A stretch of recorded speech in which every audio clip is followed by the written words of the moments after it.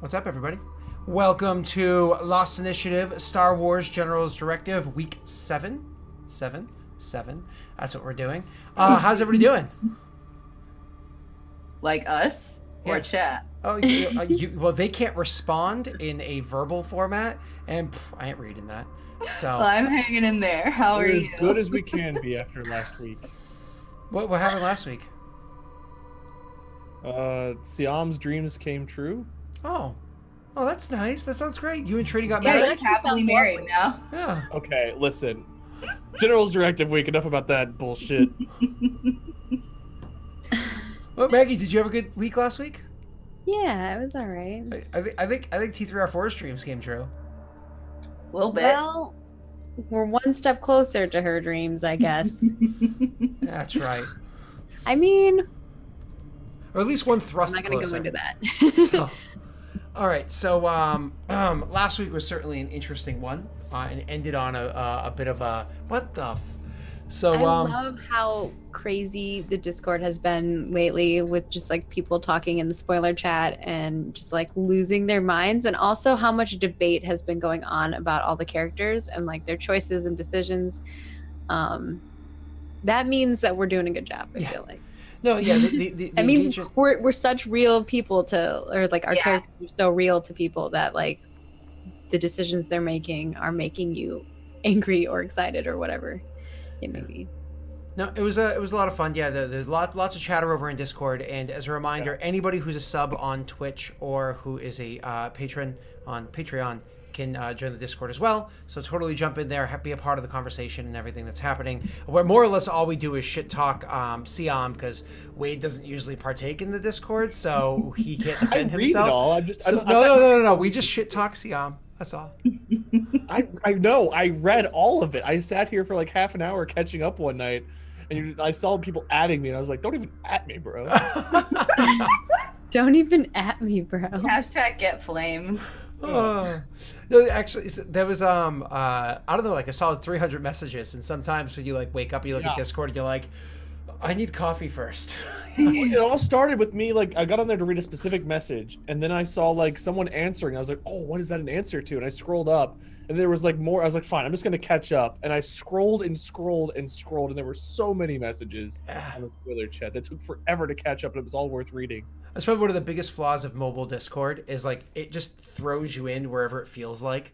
And then you have to, like, scroll up, and then, like, snaps, and you're, like, in the middle of a conversation. So you have to, like, find where it is that it starts first. And I read it, like, 2 They days updated for that to stop. That I was it doesn't like- do that anymore. It did today. Still, yeah, I was gonna say, still does. Because there was You a need huge to update conversation your about program, Roll20. I do have an update it. update available that I've not done yet. I see the little button. Huh. Not my fault. There have been a million updates in the last month. It's just like every day a new update. Okay, well, thank you, Discord, for updating. I didn't see it yet, but I'm sure it'll happen soon enough. Yeah, So- I mean, I've props to Discord though. They've been doing some good stuff. I love that I can access it from mobile and through the web and through all the different platforms. Like, it's been a really useful tool. So Yeah, if my only complaint is that amazing. one thing, and you're saying it just got fixed today, then that That's sounds true. like I have no complaints. It got fixed well before today. It's probably been a while. Yeah, I don't iPhone, think- what have you done to me? yeah, I'm like, I don't remember that ever happening. So Oh, that's funny. that's how much that bug has affected me. All right. So, anyways, away from the bugs, and let's worry about something more Bunch of important. other bugs. And on on another to the planet. Nagri. So the Nagri. So last session took place with Mathis or Lotris. Just realized how similar those names are. How Lotris was meeting with a few of the senators over on Coruscant and more or less trying to get some dirt on Rebecca. Rebecca being the right-hand woman, or like the go-to gal underneath General Mariana, which is the general that's Iris Vola happens to be in the employ of, and you guys are her bitches, and so you're kind of also under her employ as of right now. So, Hey now. I mean, I am 100% Aries Vula's bitch. 100%. see, and not Sia, I'm sorry, and Wrath. Well, he's got so many friends throughout the galaxy that've lasted 10,000 years, like him, that got so many places to be. Exactly. Although So- I told you to watch Latris, and now I might be regretting that out of character. That's true. That's You true. guys did. Last week they had a little combo. Yeah, since Which actually I thought was cool because I don't think Urath and Latris have been alone like that together, so it was kind of neat. I think the reason for that is I've literally not been here with Mike ever. Yep. So Mike and I That's have talked about this when we were designing Mike's character forever ago. I'm not going to waste too much time with the side stuff, but when we were designing Mike's character, we specifically designed a character that would be both interesting to Eris and to Urath, but we didn't really care about Kuka because Kuka is one of those I'm going to kill things. So Kuka was just going to kind of like go along. So we designed that character, but literally, you guys have been together for one session before. Yeah. And it was like the sup, bruh. And you didn't talk at all until this session. So, and then look at this. He's not here again. So I like even try to space out a little bit when certain things are happening because I want to be as dumb as Kuka, so I can't like metagame. Yeah. You know what I mean? Yeah. No, I try. The playing yeah, of Kuka I as mean- well. So it's Huh? just we play Kuka well. It's just not Yeah. Kuka doesn't add a lot conversationally most of the Totally. time, but sometimes totally throws little tidbits in there. that Oh, are- it's that are just helpful. like Terra. Terra's like an idiot robot. Not smart. Zero smart. Oh, one int. You're programmed. Well, in your case, it's not programming. You're just like, genetic Stunted. genetic We're gonna get a programming. box, like. we're all General Grievous a symbol on it, Kitty. put thermal detonators in God. the box, and just hand it to Terra and watch it go. No, listen. Kuka has had genetic and socioeconomic programming, so you know she's Okay. only what she was designed to be. She doesn't have her own free will. I'm sorry, Kuka. Biological design. She doesn't really have free will. just- Just like So Eris's will is her will. back to the recap. So last I session like that he did a Eris bunch of that. took you from your like being enslaved, and then you're basically just doing it again. Well, it's all she knows, you know. Yeah. And you were nice to her, and these other people like beat her and worse, you know. So Yeah, because I haven't just murdered people because they didn't do what I wanted. you haven't murdered me. That's all Kuka cares. Hide your children and hide your wife. That's all I'm saying. What about your Don't husband? make any mistakes in front of Urath. He Well, might- your husbands will probably, you know, They'll be peeking. They'll be peeking through the blinds. Hey, yeah. This is getting to be a different kind of series right now. So All right, should we roll? No, well, hold on. I'm trying to finish the recap. We just keep tangenting. So, anyways, he goes and talks to the senators, finds out a whole bunch of dirt about Rebecca. We explain their connection to Rebecca. But right now, you actually have a task for Rebecca, and it's to hunt down, and you're actually, if I remember correctly, aren't supposed to extract information from Susil. You're supposed to deliver Susil to her so she can extract information, but Eris has every intention of taking all that information for herself because she wants every Well, she didn't edge say she we can. couldn't. She just said that she would like us to fetch Susil for her. For information. Bring him. What? My apologies, go ahead. For her, yeah. And that if we bring him back, that we'll get some nice credits, 15,000 credits. And if they get the info they need from him, then we get an extra bonus. Exactly. So if the information is viable and all that stuff, they want what they. It makes me so mad. This campaign, we're like, here, 100,000 credits. The other campaign, it's like, can we please get 20 credits? I can't afford a meal. In 15 weeks, we haven't made 100 credits in It's that because like we have to like I don't know. This campaign, we're just like showered in money. In the other campaign, we're like, That's because Eris is very like no. power hungry, money driven, right? She's like she motivated, has yeah. she has missions. Guys, to do, right? let's be serious for why this is. There's only one reason why this is. Okay, that's because if you've ever played any of the KOTOR games, the evil side always has more money. Always has more money. That's all it More, is. but this is like, you know, A could lot buy a more. Star Destroyer, can't buy a PB&J. When I played the Star Wars games, this is no tangent.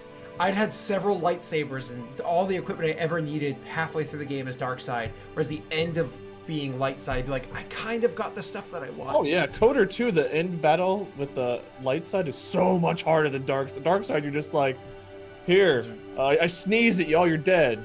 And light side is like a 3-hour endeavor. Yep. Well, it's because you're trying to do the right thing, right? So doing the right thing does not always mean that you gain profit in a monetary means. It means that you gain profit in like your soul. Maggie, you know? you're completely correct. Siam is always trying to do the right thing. The high road is not the easy road. Exactly. And then obviously, if you just kill everybody and steal their shit, well, I'm just gonna kind of like reel it in for everybody. And Okay, there we yeah, go. I'm ready. Recap All right, us. so just saying. so finishing the recap. So you guys You are hunting started down this Susil. tangent. Yeah, I probably started all of them. So going to hunt down Susil, you eventually got through all that information and you found that Susil was working for Dude Man McDudekstein. And then you were actually able to find out that Susil was heading over to. So this is actually one tidbit I can't remember because you guys knew Susil was working for him. And he knew that that guy wanted to get something from Byblos. Did you guys make the connection last second that he was going to Byblos? I believe we did. That was literally Yes. the tail end last thing. Made the connection that he was going to Byblos. Actually, that connection was made when Urath... Which Eris was super cool with because that's where the holocron is anyway, and she was like, fetch 2 birds with 1 stone, right? That's what she said at the end of the... Exactly. Yep. Except for use some type of Star Wars term. Yeah. That matches. So you guys, was it 2 Womp Rats and 1 Blaster? So, Perfect. you guys had that fun little moment in the senator's chambers, and this is the Senator Jacko Simbe. Oh god, that was... You mean No, Jacko Simbe. Jacob's Mabe. So Oh yeah. Jaco's in Jacob's Jaco's Mabe. chambers. Jacob's my bay. You guys had that moment. You found your information. As you walked out, you literally offered to some girl to come and work for you, and you had your moment. So let's pick up this session. You guys were actually taking off and flying towards Byblos. Didn't we hire a secretary too? Well, that was the thing. You actually made that offer to her. So right before you guys actually take off, because that's where we're really going to pick up, Maggie, somebody actually would ping to Latris, and Latris would forward it to you. Somebody that was interested in, like, I heard there was a job opportunity. Is this just a message, like a text message type of? Yeah, exactly, like an email, Email? sort of thing. Yep. Yeah, she'll, if Latris is forwarding it along and he vouches for her, Eris will respond back with requesting like a CV. Yep. So she would forward to you first, all of like, because she's assuming she's applying for an actual job. So she's gonna put forward like more or less her resume and all of her like standings, everything she had done. One of the things you can actually see is that she. I also have a deadline on it, and it's like 5 minutes. Oh yeah. Well, because she was kind of prepared, so you can imagine it's somewhat rushed the details. But she was so it says that she's still currently working for a senator on Coruscant, and so she's a secretary to his. So now when I say secretary, it's actually more of an assistant to his, because they don't really have secretaries so much. It's more of assistants that take care of things for them. So it says that she's working for a senator by the name of Jaco Smabe. I hate you guys. I just said it wrong. I hate you guys so much. Jacob's my bay. Jacob's Mabe. Senator Simbe is who it said she was working for. It's my bay. Noting I know this name, right? Because we have been talking, or Latris has been Latris talking. did not share any of that information with you. He was purse-lipped about what he was doing during those meetings. Okay. But I would know who the senator is if I look them up really quickly, right? It's a valuable person to have in my pocket, is somebody who knows the senator and knows the senator's dealings, as well as probably has contact with other people. So it's also the one that you literally just had visit. Not visit. What's his name there? Your hacker. What the hell's his name? Oh yeah. He like the slice. The slicer, exactly. So he literally just did a whole bunch of like compiled research on this guy because he's the one that Susil was working for. Okay. So that's like a dead ringer for you. Yeah, that was Visit, right? Hugo was searching for him. Yeah.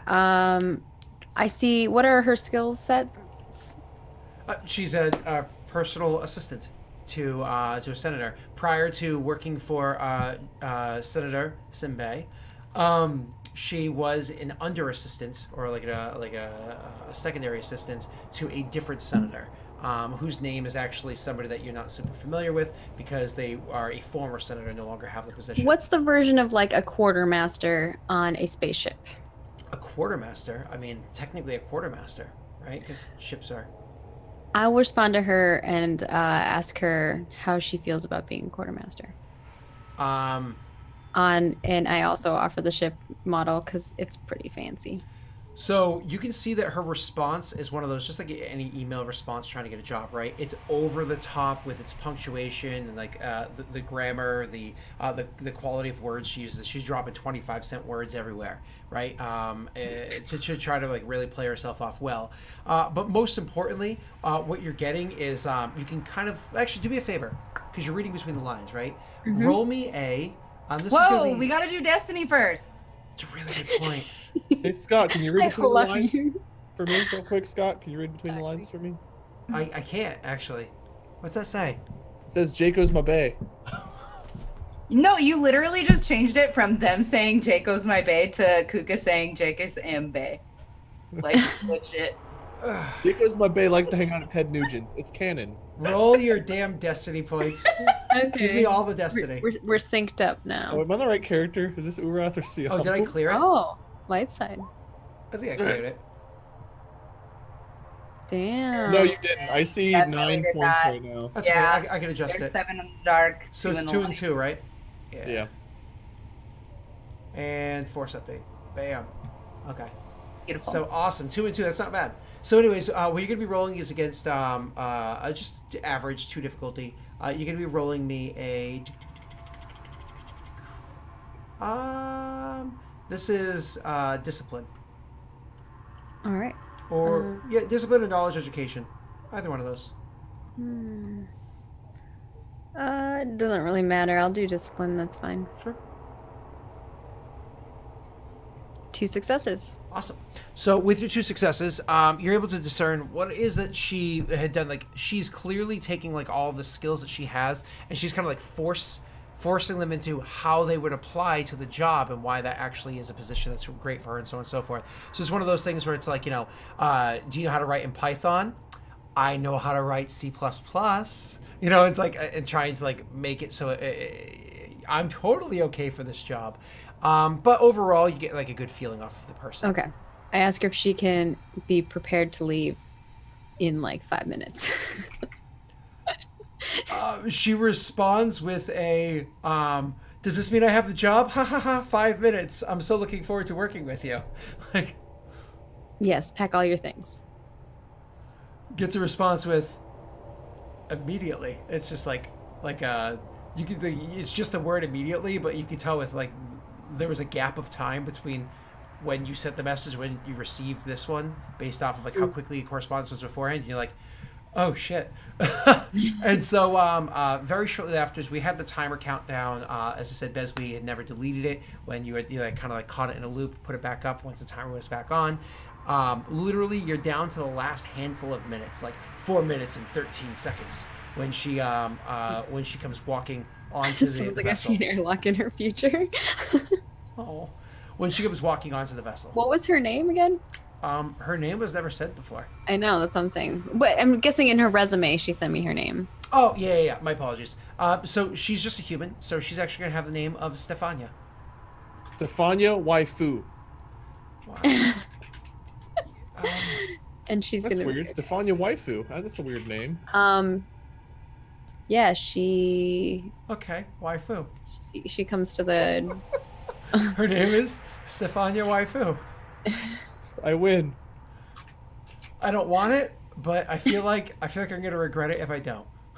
We can also have one of the Patreons name her and stuff, and we can retroactively change that. Totally. They can change Stefania. The last name's locked in. Wade wants the last name to be She could be Wade. May or my waifu. She goes from human to droid, Okay, Wade got a waifu in the other game, and now he wants one Urath for. doesn't care about I see how waifus. this is going. I know where it's going. If Siam doesn't care about waifus, I think we'll Urath- have to roll for her hotness as well. Oh, but yeah, God. as soon as she comes to the Kuka can have this one. I think Kuka has a crush on Urath a little bit, but she doesn't really understand what's going on with it. Because he's a giant lizard boy and she's a little Well, that could lizard be like a girl. love triangle of like Kuka wants Urath, Urath wants, I don't know, victory. What has happened to this session? I I don't know. We should play though. Yeah, we really should. We're reeling. She from comes last on week's board. spot. We're reeling still. She comes on board and just as a quick cover up because like her personality is not anything that stands out or anything grandiose. I probably have Latris bring her on board and show her around. It's literally one of those like when Latris meets with her, he's like, you know, she sees him and she's like, "Hi," and he's like, "I wasn't kidding. Good luck." And just kind of like points to the different locations and stuff like that. Introduces Here's her the people. hotness. Not very. Oh, She's got one success. she's success. What's her main skill? So she is actually a what is it? In my apologies, skill as opposed to characteristic. She's actually knowledge core worlds. Okay, Yep. so knowledge, core worlds. Okay, I will put that down. So she knows core worlds and no, lore is definitely not her. That is her number one big thing. Okay. But she's also good at like, you know, literally overall note keeping and stuff like that. We just don't have an administrative attribute in this game. So I'll just put core worlds as her like main skill because I can only put one. It's really weird for when you have your crew roles. I don't know. yeah, and then her like characteristics, like as it stands right now, are just 2s across the board, standard human, because it's an NPC. All right, so moving on. So she comes around, she meets everybody, and so just like her hellos are just like a quick, like she says hello to Bezweed, and she's like, she says hello to crazy, the crazy guy, and he's like, oh hey, and she's very quickly is like, where's my quarters? And she realizes she's sharing quarters with him, and is suddenly rethinking her decision to be on this ship. Who's she sharing quarters with? The rest of the Everyone. crew. Not. I mean, I'm in the storage room. Correct. So the NPCs are all sharing the same quarters, including Crazy No Pants. So Fury and all. I forgot about him. And she just goes around and says her hello. She sees Urath. She gives Urath like a oh, I know you, like hi. He just like regards her and gives her like a nod. Once again, is very much regretting her decisions. 10 minutes ago, he was like threatening her boss and stuff. So he's just like, okay. Well, She wasn't in there when you were doing that. that's true. Officially meets Kuka and what's her name, Arisfula, I imagine at the same time. So as she meets them, she was walking up and she's like, Stefania Waifu, it's a pleasure to meet you, Captain. And she says, walking up and extending her hand to shake yours. Yes, I'll shake her hand as well. It's a pleasure to have you on board. I'm sure you're going to enjoy it.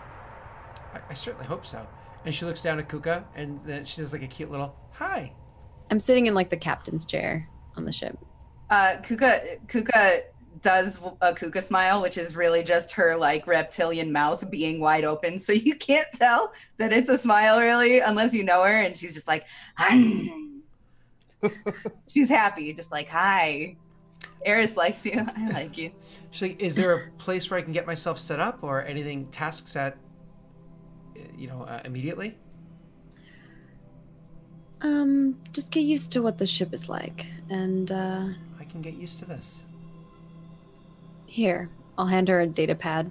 Mm-hmm. Get yourself acquainted with our logs. And Kuka holds up the cat and says, Sira. And then she goes off and gives the cat a pet. Goes off and starts doing her own little things. So she goes off to just more or less be random NPC off to the side and has tasks for you guys to reach out towards. At some point in time, Visit would, because obviously being the Slicer is totally involved in everything going on the computers, would totally pop in and be like, "Hey, Cap." Yeah. And this is after you guys have already astragated, taking off from the planet, and are hyperspace over towards Byblos. Now, a reminder, because this is a major lane, it's only a couple days to get there. It's actually very fast to travel all these systems. So he's, leaning in the door like he usually does, says, "Isn't that the chick that just worked for Jaco?" That's what I hear. Gonna torture her for info? No. She's our guest. She'll be part of the crew now. Huh. Shrugs and walks off to go do his own thing. So you guys are blasting over to Byblos. So this is anything significant that you want to have happen between now and you land on Byblos. You're just going to arrive. And so you land down on the planets. Now you've never been to this planet beforehand. You've been to the one adjacent, sorry, the system adjacent to this, which is Lorinar, a couple times. So when you guys come landing on the planets, it's a matter of trying to find out which city, which port you want to land in on. But you know, it's because there are a few different places where you can take dock. There are a few different major cities that exist on Byblos. So it's a matter of just more or less picking the one that you think is the best to land. You want to go for like the most densely populated, or because you don't have the actual coordinates of where the he went, do you? Well, we have the coordinates for the holocron. Okay, so if you're gonna pick a random, on Byblos, but I think what we were told was that he was on his way there. okay, so you want to obviously go in lands there. So you actually have a lot of direction as to where you're going to. You guys, punch in. Once again, coordinates are super easy. Just give information back and forth, and are able to pull into the docks. Once you guys pull into the docks and are let out into the city before you, it's just a pretty quick walk up to the nearest information terminal and do an exchange, because this is a very advanced world. It's not one of the more backward worlds. So you can do a quick informational exchange as to the city's layout and where things in general are. And so just kind of grabbing that info, Eris, and parsing through to where it is that his you've been told that this holocron is. You can find out the residential district where it would exist, and so on and so forth. It's actually not terribly far from where you are. Probably take you only about, if you used motorized transportation, it'd take you less than half an hour to get there. If you choose to walk the distance, it'd take you a couple hours. But as you come out, get all this info, you have the whole crew with you that you want to bring. Okay. When we get off the ship. Yeah, or on the ship or whatever. So it's faster if we just travel there on ship. No, using motorized, you couldn't just bring your ship and hover over a residential area. That would be very illegal. Gotcha. Okay. But we could rent something that we can drive. Like cabs, taxis, Uber. Okay. I'm guessing it'll be the three of us plus maybe Hugo. If we have to hack into anything. Visit, you mean? Or Bastion, or Fury, if we need a distraction. Yeah, his name is Visit Hugo, right? Oh yeah. So and I'm sure, I don't know if Latris would want to go, because this is a recon mission to go get him, right? Latris would be like, no, I have a lot of stuff to kind of look after, Yeah, he doesn't normally do the dirty work stuff. And he licks a finger and turns the page to a book. Yeah, so I'll basically pull the two of you plus Hugo into the conference room, which I'm sure Latris can stay either or leave, which he normally seems to. Yeah, and I'll just basically brief everyone and be like, our job is to get down there, find Cecil, and bring him back. Easy enough. We want him alive. Doesn't mean you can't break his knees if we need to. Puka sort of looks down. She's not stoked that we have to capture him alive. Is acquiring the holocron a secondary objective then? Yes. Very Well, for us, a primary mission. But for the general, our primary mission is Cecil. Agreed. Shall we? Let's go. Get whatever supplies you need, and we'll meet in the access hatch. Before they leave, we're also going to try to stealthily pet the cat without being noticed again. Oh, do the stealth. I want to notice. See if I notice. All right, I'll roll my notice. Just for funsies. I want to also. No! Oh, I totally see it. I don't. At least one of you doesn't know.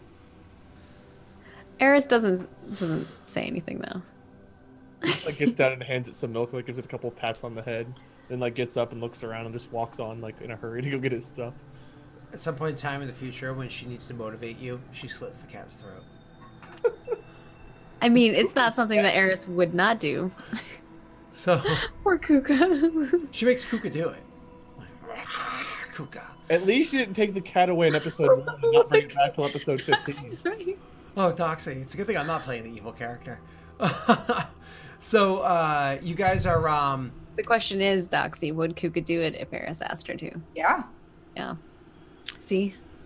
then she would cry. And Eris would ask something horrible like that. She would She cry would in a not pillow be made out of excited. taxidermy cat. She'd So- be really, really sad. But But she'd be mad at the person who Eris made her do it for, rather than mad at Eris. I like that. That's interesting. Oh. So Urath. So you guys are hop into your transit and easily make your way over to the residential area. Is it Now- a silent ride, or do we have one of those drivers that talks about weird stuff the whole time? Definitely is a talker. Yeah, definitely is a talker. So like you guys compiling in, looks back at you and goes, "Well, that's a group." And he starts, he takes off because you're all different species, all very different looking, different outfits, so on and so forth. He takes off, starts flying. Not even 30 seconds goes by, and he's like, "So let me guess." Points at Urath. Drums. Points at Visit. He's like, "Guitar." Points at Kuka and says, "Hype girl," and then your vocals. Eris does not look amused and is like, "No, you have it wrong." Is the little one vocals? Would you like to find out? I mean, I don't mind a good serenading. He turns his radio down. We're guys having nightmare flashbacks to like the police station. Eris will, because I guess I'm sitting. She probably sits in front, and then everyone else is crammed in the back together. Leans back and looks at all of them and is like, "Well."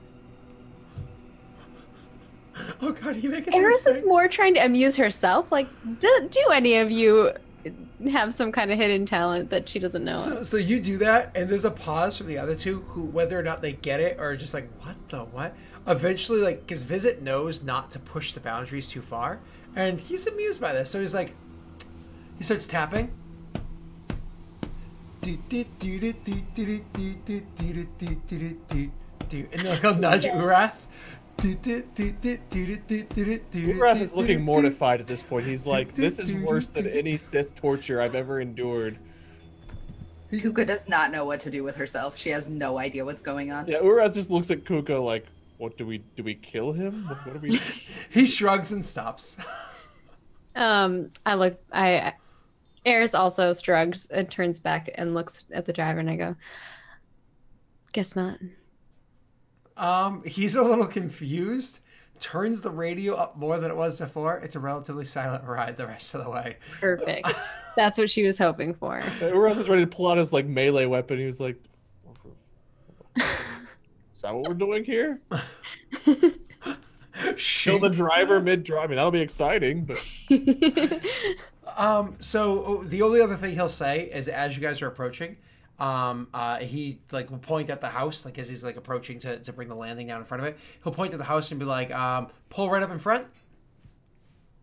Oh, is this the house where we think Susul is? The house where you believe the holocron is. You don't know where Susul is yet. Oh, okay. No. Park down the street. Pulls off from like the initial approach. It wasn't like too far into it anyways. It wasn't like super obvious. And then lands down the street by like less than a minute's walk, but out of sight of the front door. Stay here. I'll make it worth your time. And I pay him whatever, like how much credits do I owe him, and then also I will pay for the extra time as well. So it's just 10 credits to cover that so far, so nothing crazy, and he'll definitely just wait here. Okay. Silently. What Star Wars songs could these guys? Credits, just for the record. What? So the other campaign that would have cost 1,000 credits for the record. We never would have been able to afford it. We have to go sell water for a few days. Whenever we step out, Eris will be like, "We need to be stealthy about this one, if we can." Agreed. Are I have to go in, get the holocron, and leave. we leaving survivors? If someone sees you, no. Very Unless well. it's Susil, then we take him with. And I bring up an image of him again because we have a lot of footage of him. I bring up an image of him again. Just a reminder, he's a Syrian, which means like the peach colored, conical head people. Oh, he's a peach streusel. Got it. Yeah. So Kuka is going to ready her synthetic standard neuroparalytic. Ooh, is this a new thing that you got? No, I've had this since the beginning, Mhm. but we haven't had to be stealthy. So Urath Kuka has prepares his it. lightsaber. I'm excited. We're getting to learn new things in episode 7. So you guys are get your things ready, including Urath's lightsaber that he doesn't have. So he's like that child, like, vroom, vroom, vroom. All right, Urath, put down the stick. Let's go. I said, put down the stick. Can you remind me of like what Byblos actually looks like? The planet itself, Scott, just so I have a visual. Yeah, so I mean, I know that this in particular residential area, this is just a standard residential area in on the planet, as opposed to like the more like city area over there. So these houses aren't like crazy tall buildings of like this isn't one of the more densely populated areas. This particular house is actually going to be 2 floors, but it's a 1-family house. The houses nearby are not like what are they, like a row or adjoins. These are detached homes. So other houses nearby, while very very very narrow, like narrow enough that Urath would have a really hard time, if even possible, squeezing down the alleyways. But like Kuka could easily slip down there. Aris could turn sideways and slip down there. That's how close the detached houses are. But overall, these are mostly 1-family homes here, and have decent value to them. These aren't people that are poor. The only reason why they're so close together is because people don't care about yards. It's the future. Is this like a Coruscant type world, or is this like a foresty world? I was just curious the kind of like the planet itself. Overall. Oh, Byblos in general is a typical garden world. So Garden, not deep rainforests, not arid desert or anything like that. Typical garden world. I just wanted a refresher real quick because I couldn't remember. No problem. Sorry, all of a sudden my phone's like blowing up a ton.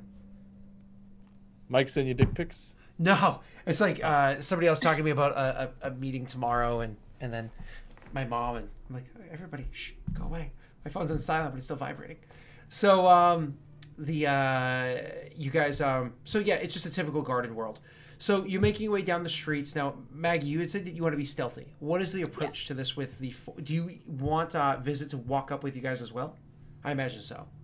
Yeah. Okay. Visit and I will probably hang back because I don't think either of us are as stealthy as the other two.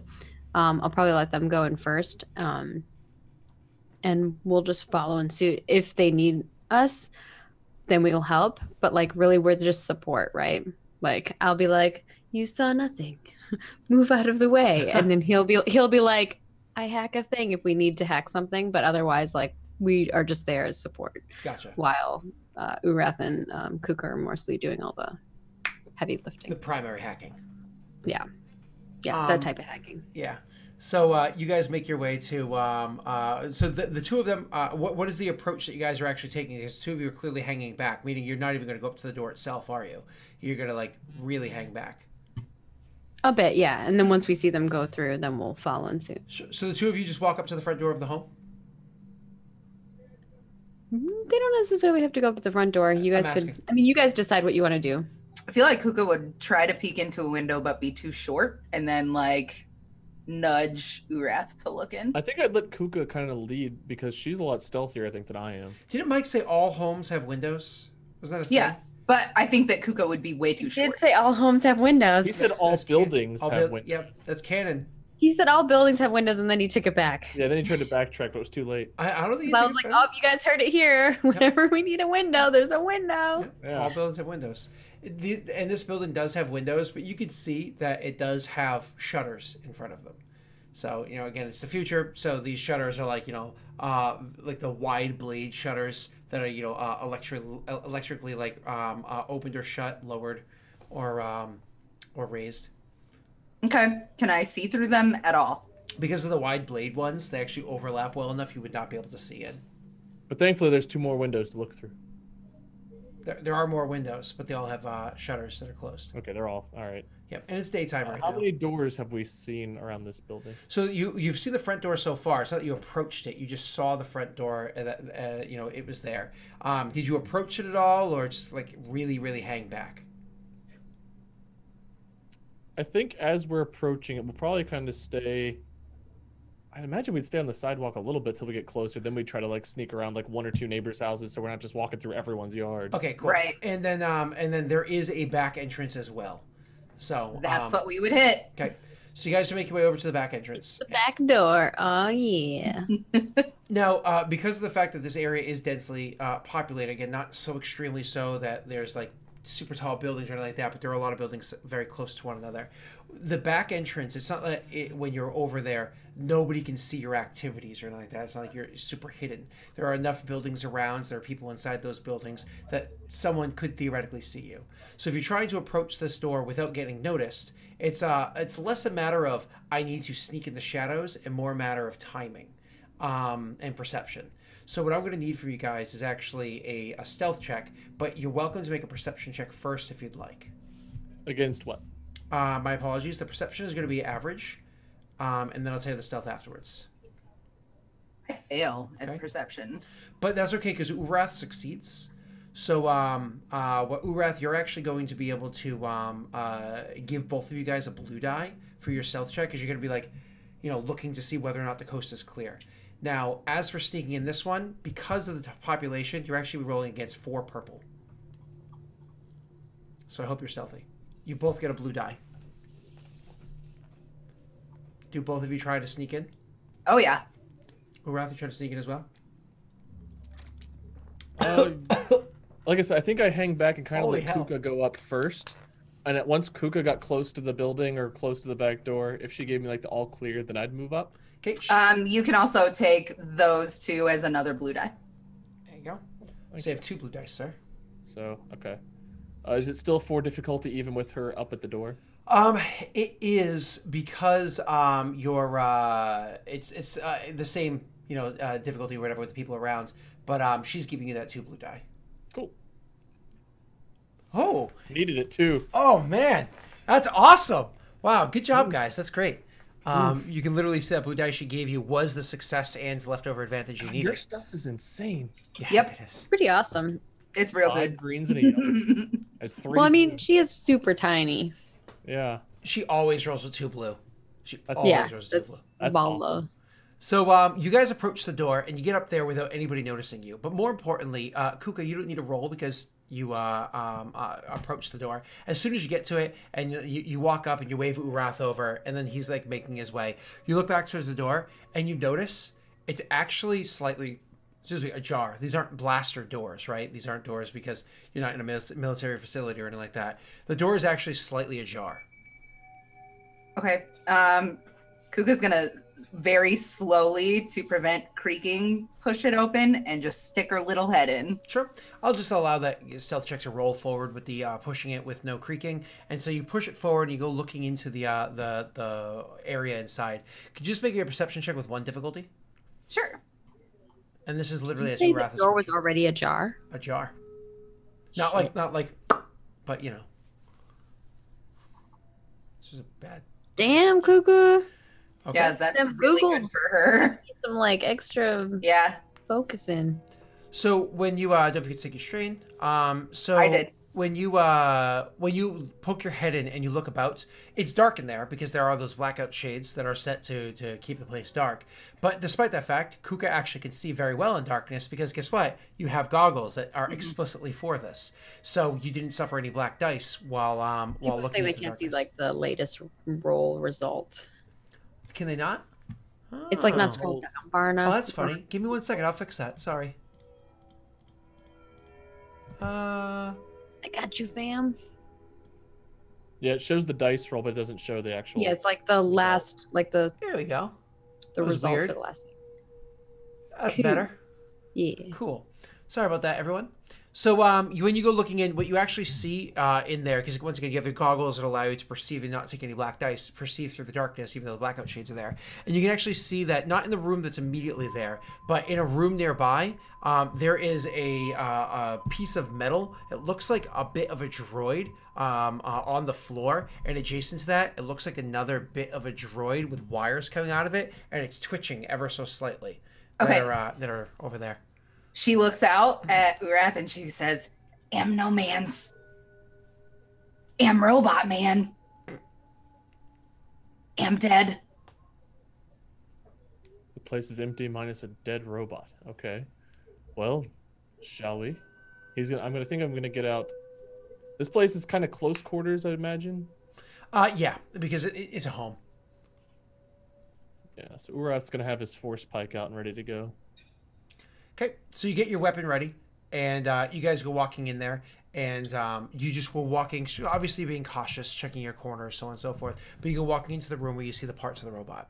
So you end up going inside there, you end up seeing a J-series protocol droid in pieces on the strewn across the grounds. Like you see that it's been ripped apart at some points and methodically dismantled at other points. But most importantly, you actually see like its head only barely attached by wires to its chest cavity, sitting on top of the small table that would be over in front of the couch areas, like a coffee table over there. With there aren't any more tools sitting out or anything like that, but clearly somebody had meticulously taken apart different components within it, trying to access its memory core. And the everything is completely revealed in front of you. I mean, you see the carnage of this poor J-series droid. There's no sign of like anyone else. I can roll perception if need be, but no sign of like blood or any other bodies or any other. You don't, not immediately, and you guys can start investigating further if you'd like. I think if we think the place is clear, we'd contact Eris right away, or I would, and let her know. All right, over the comms. Eris looks at Visit and nods at him, and we start walking our way over here as well. Around the back door or into the front door? Yeah, the back door. Would you guys also stealth? Yeah, well, I mean, we'd probably be attempting stealth. Granted, we're probably gonna fail at it, but yeah. Sure. So, and both of you guys are still securing the location. I imagine maybe Urath even going upstairs to the second floor and checking for people and whatnot. Yeah, we're looking for anything useful, information, or signs of life. No problem. So, do you want me to roll stealth? Yep, you're gonna roll against. That was 4 purple dice, so it was. Yeah, a I'm hard not gonna check. succeed. So, just a heads up. Even with a light side point, would not succeed. So, not even worth using. Oof. Actually, can Kuka, like, if she knows that Eris is coming, I feel like she would go wait at the back door and like try to like wave her for timing, like look around for people. Mm. Yeah, I can see you giving her a blue die. Maggie, you're welcome to roll a blue, but I don't know if that's gonna. Yeah, there you go. Yeah, did not help me. Would you also offer that same aid to Visit? Mm-hmm. Yeah. He's gonna make his roll. Stealth. He's probably more stealthy than me. Surprisingly succeeded. I didn't expect he has that. 2 greens and a yellow, so that's great for him. He has a 3 agility, so wow. Okay. So he actually made his way in. So far, the only person that may have been noticed coming in is going to be Eris, walking into the back of this place. Wow. So walking in, kind of huge. She's like 6'7" or some shit. When you guys first get in there, it's dark, so it's actually really hard to see. Urath, I believe, can also perceive things in darkness fairly well. I'm pretty sure it's a part of your character's build. If you look at like removing a black dice somewhere in your sheet. But Maggie, you and Visit have a hard time seeing through the darkness. And so unless you have some sort of light source that you want to use or to open the blinds. Kuka would probably know this and take Eris's like either her hand or a piece like a fabric from what she's wearing or whatever and like lead her to the stairs. Okay. I don't see anything about vision. I see that I can like move over rough terrain easier, but nothing about my eyes. Okay, I'll look at it afterwards during the break or whatever. But so I'll Google the race because I thought I said something on there, but I could be mistaking it with like Celestin or whatever. So moving on, you You go and you were securing the upstairs. You did so pretty quickly. It's more light upstairs because it's not all blackout blinds upstairs as they are downstairs, or at least not all closed. There's an actual natural light coming in. You lead Eris over, as you had just said, and Visit's just kind of like, all right, so we opening some windows or something? You know, as he unlocks his data pad and uses that as like a light glow to not trip on things. Well, that's not a bad idea, using the data pad. We don't want to be spotted. He's like, oh, jeez. I didn't bring any flashlights. I mean, is flashlights a thing that we can buy? Because, I mean, that Is seems there, like, why not? Why would we not buy some flashlights? Is there like a light on my goggles that I could like click on so that other people could see where I'm pointing my head or anything? You don't have a helmet like that, like a soldier's helmet or anything. So Right. I don't think you have like Okay. a light like that on yours I because do have a you like the darkness. Backpack and a Are hollow there no missile. lights in the building we can turn on?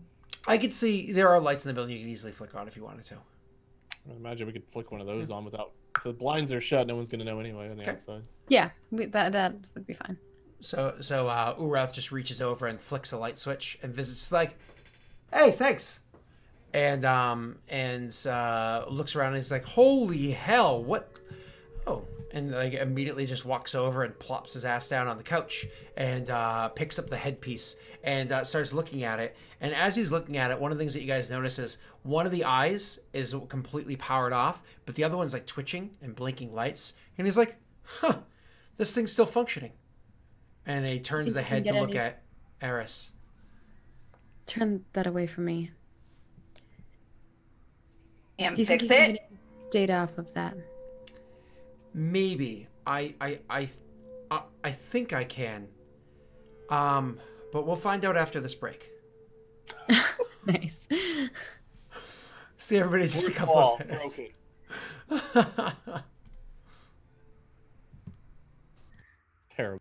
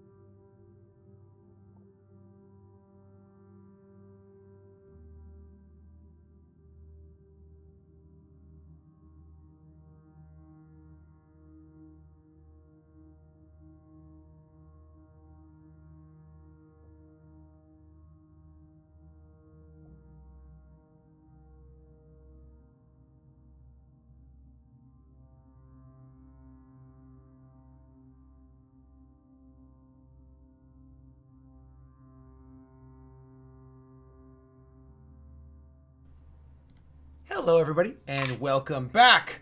Hour 2, General's Directive, Week 7, Star Wars, Lost Initiative, and other words that apply to this stream. Before we go, I have to talk about this. You probably saw me with this last night, Doxy. That looks delicious. So this is Death by Chocolate from it's called Greg's. It's a Rhode Island thing. If you're from Rhode Island, you know what that is, and also I'm sorry that you're from Rhode Island. Anyways, so this cake is huge. Like, you have to understand, like it is, like, circumference is like this big, and it's about that thick, and it's all chocolate. Like, it's like crazy. It's like huge. Okay. Thanks, That's Scott. too much chocolate for me. I've been trying to resist these chocolate-covered peanuts all night, but Listen, you eat your nuts 2 at a time. So anyways, I'm eating grapes, so my wife has made it a thing where she always, I swear to you, she always, because of circumstance, tricks me into thinking she's not going to get me a whole cake, and she's only going to get me a couple pieces, but gets me a whole cake every year, and I'm like dedicated every time to eat this whole cake. So this year is because my little brother got married on Saturday, and my birthday was Sunday, so we're going to be in Vermont, so there's no way I was going to be able to, like, have a cake or whatever.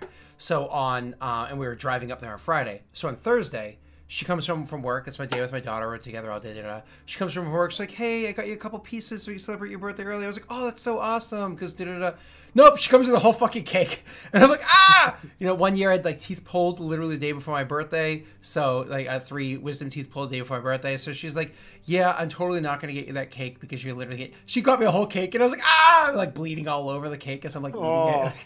Yeah. I was like, oh no, how terrible for you. That's the worst. you know what is the worst? Having your wisdom teeth pulled and then eating chicken wings and you have those holes in your gums and the meat just gets stuck in there. Oh, it tastes so bad. At like 10 hours like, later, squirt it out. Yeah. Oh god. So, that flavor. So I also had my first wisdom teeth, because obviously all 4 pulled. My first one was pulled 3 days before my wedding. It was a whole story. I've told part of it before, whatever. But on my wedding day, I forgot that I had ordered, because it was an emergency extraction, it was a last minute decision. I'd ordered steak for myself. So my newlywed wife is sitting next to me with a fork and knife, cutting up my steak for me, so I could. I'm a real adult, I swear. But not cut it. Well, no, I was conversation with people. I'll take her. Yeah, no, she's amazing. So, anyways, distraction. So he takes the thing and immediately puts it down and starts doing his hacky hackeranson. He's talking about the game now. Yes, visit. The transition I thought was perfect. I think Uraz would even object to him doing it here. Like, perhaps we should take this to the ship in case anyone comes back. Not a bad idea. He listens to both of you, and he looks to the head barely held on by wires to the chest cavity and the blinking eye, and goes, like, gestures to those and goes, you think you can transport it in time before it completely shuts down? Fair enough. Make it quick. I'll do what I can. Well, did any of you find the holocron? I'm assuming the answer to that is no. Scott, are we rolling perception to see if we can find any information about, or what can we roll to investigate that? It would be a perception check. It's going to be a hard check to search around the whole house, but the 3 of you guys have time to do that, assuming all 3 of you are doing it. Is everybody doing it? Yeah.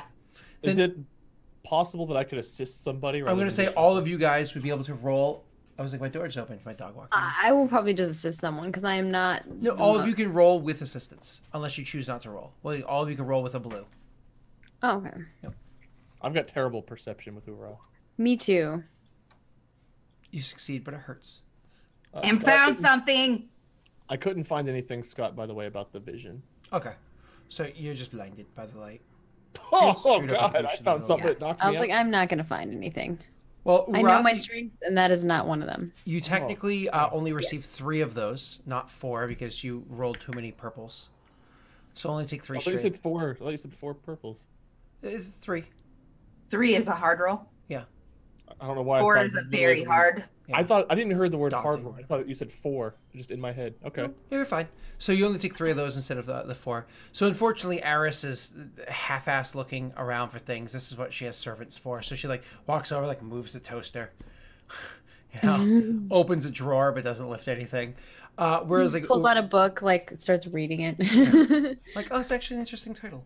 No, so whereas the other 2 of you are actually like flipping through things and doing actual searching around for something of value in there. So he's over there off to the side, cussing from time to time, and this thing's completely shot, and struggling with trying to get the droid functioning. While you guys are searching, what you eventually are able to find is because there's like family photos and stuff like that around. There's a whole bunch of details. Eventually, actually able to find some of the personal belongings of the person that lives in this home, including a data pad that was probably accidentally left unlocked, or maybe it doesn't have a locking feature. But when you can open it up, you can actually find out the name of the person that owns this home. So looking it over, you actually see it's a man by the name of Zrat. Zrat is clearly a man of relative means. I mean, clearly the stuff around his home was valuable, and so on and so forth as well. But you can also see that when you had looked at the open data pad, there are a few different accounts under his name with like the amounts inside those accounts, and it's literally one of those things you're like, I wish I hadn't seen that. This makes me upset because the number of credits is just soaring. And then you look at the quality of the house, and you're like, you'd expect him with that amount of money to be on an estate that would be much larger, much more grand, instead of living here. Oh, I love how everything is coming together. As soon as I don't care. Oh, you Go ahead. first. Okay. No, I was just, go ahead. All right. As soon as Kuka found anything, she would run up to Eris and be like, "Kuka, find this. Kuka, find." Mind you, it was like Urath that had pulled it, and she like snacked it from Urath's hand. I found it first. Kuka did it. I found it first. I'm just teasing. And with less strain, motherfucker. I love how Doxy gets so into it. No, I found It's me. Fuck Wade. I've not said a word. She can have it, okay? Go ahead.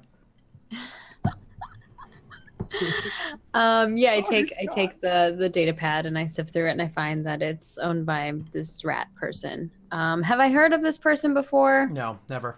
No. Okay. Does this rat person have a last name? It's not listed on the data pad. It's actually one of those peculiar things where pretty much everybody has a surname, and certainly somebody that has this kind of means to them. But no. Yeah. And on the data pad, you said it just showed that he had a lot of credits. Yep, it's actually like the balance. It was it's almost like an application where that he's using to balance his checkbook and the like.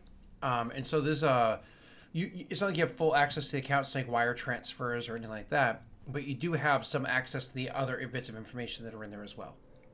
Okay. I will take that and toss that in my backpack for later usage.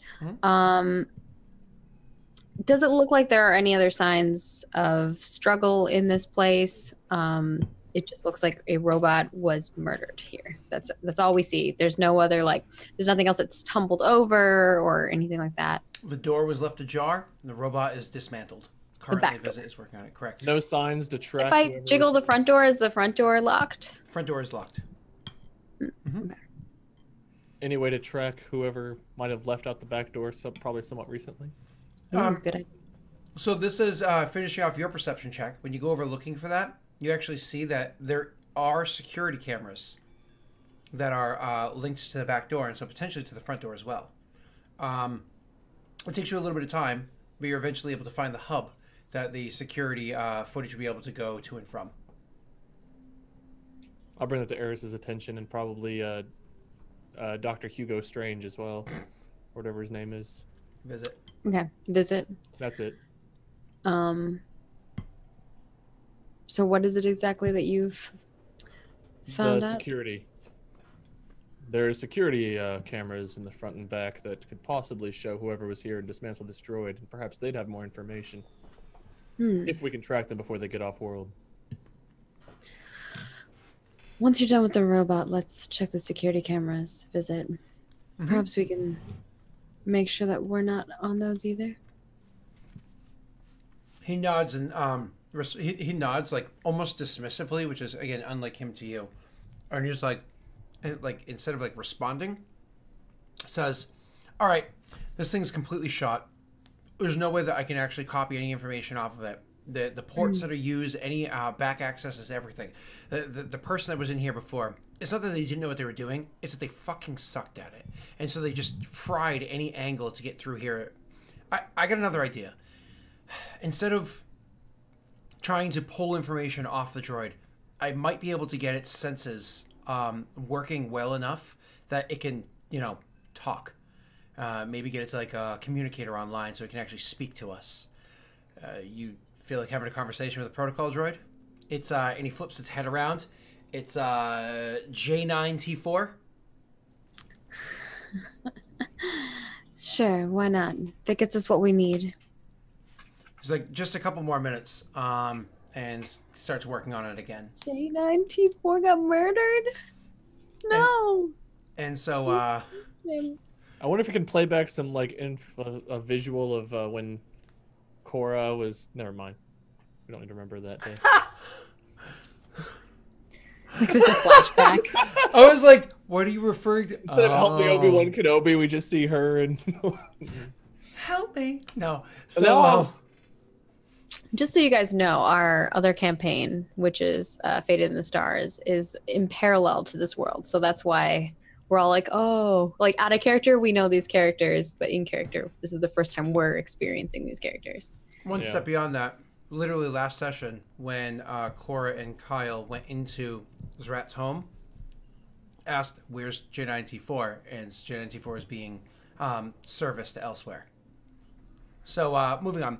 You guys are, he spends a few more minutes doing that and eventually gets the thing online. So all of a sudden the droid's voice comes online and it's like, yeah, and then starts doing like, and then goes like, oh, teeny, and eventually kind of like flicks the switch and it starts speaking in intergalactic basic. And you can hear it say, oh my. I can't see but a blur. It's okay, you don't need to see. Like there's a long pause between you say that, and as you like, it pauses. You can see its eye is like the one that was blinking and whatnot before, like almost has like a squiggly lines to it. Because I don't want the robot facing me. That's fine. So its eye does like these like squiggly lines, like it's almost fades out for a second, and then it stops, and he says, "Then who will I know who I'm speaking with?" It does not matter. Who did this to you? I do not know their name. What did they look like? They were Syrian, male, wore dark blue clothes. Is there any way we can get details from... I don't, like, do droids record that kind of stuff? I know some do. It would be on his memory core, which you guys can't pull any data off of. Could he give us data from him, though? So you guys feel free to ask. Okay. Can you give us footage of these Syrian? I don't believe so. Systems analysis says all ports are fried. His handling of my chassis was rough. Yeah, we can see that. What were they after? I don't... He said that he needed to know where something was. Where... I gave him the location. What was the location you gave him? I cannot comply. Well, we can either fix you or continue what he already started. You cannot continue what he already started. That's impossible. All of my ports are fried. I don't think you have a means to extract information from me. We can repair them and then destroy them again. Oh my.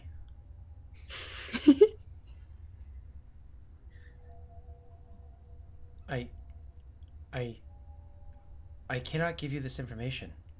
You've already given the location to someone else. It wasn't intentional. He took it. But I cannot do that. I cannot betray my master. Zarat? How do you know Zarat? I don't know him well. But it appears your master is dead. What? I'm your new master.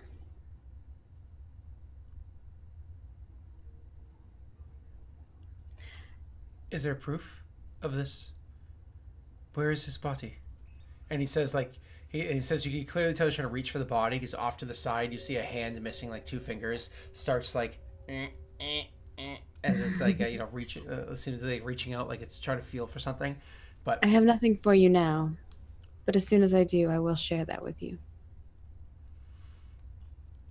Zarat is dead. And then could you actually, because you're lying, Oh, yeah. you're gonna have to convince him, and you can't use the Force because he's a droid.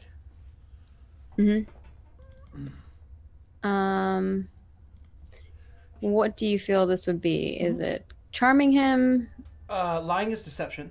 Deception. And so the difficulty is going to be 2 purple and a red.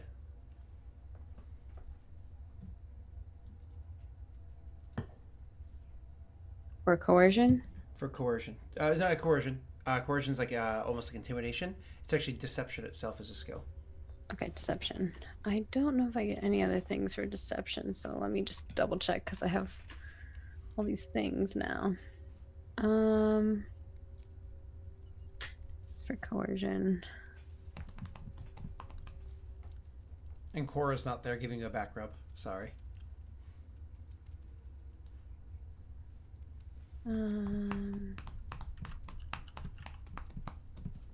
Yeah, Oh, it's not a coercion, so I'll I try think it. I don't really get much from it. Because it's a droid. I'm going to use a light side point. What are you gonna do with it? I'm going to downgrade. Downgrade my red to a purple. Yeah, Okay. So 2 purple and a red with a downgrade. because I'm not the best at deception, per se. Sure. That's surprising. Yeah. Nice. 2 successes. Oh wow. Okay. It was a good roll. It was very much in your favor. So he thinks for a little bit and says, She more like charms, like manipulates people than. Gotcha. "So But you I think- did straight out lie and say his person was dead. He's processing for a long while, and as he's processing, you can see his eyes are like flickering, almost fading out a bit, but eventually it like snaps back to being a more solid color. And he's like, "You are not my new master. I do not have a master beyond the one that I choose, and I chose to serve Zrat because that's what I chose. However, with him being dead, it does not matter the information any longer. I will give you the coordinates. I need a means to translate them to you, though. Would you like a series of numbers, or would you like me to write them down? Oh my, I don't have a hand, do I?" A series of numbers is fine. I pull out a data pad. He immediately starts rattling off this ridiculous, like... I hand it to Visit. he's like, whoa, whoa, whoa. Takes the data pad, starts like plugging it across and everything. As he's doing that, because again, unfortunately, like, this is coordinates on a space map. Like, this is not something that's easy to do. And so he's like, gives you all these coordinates and everything. And he's like, "I can feel my circuits are overheating. There's a leak. There is a leak within my chassis." We should terminate him before it gets even worse. Or turn him off or whatever. Whichever you prefer.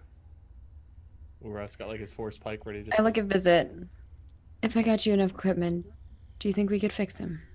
Maybe not you. We could make the old man do it. Seems to be something he likes. He's like, "It's a shitty old model protocol droid."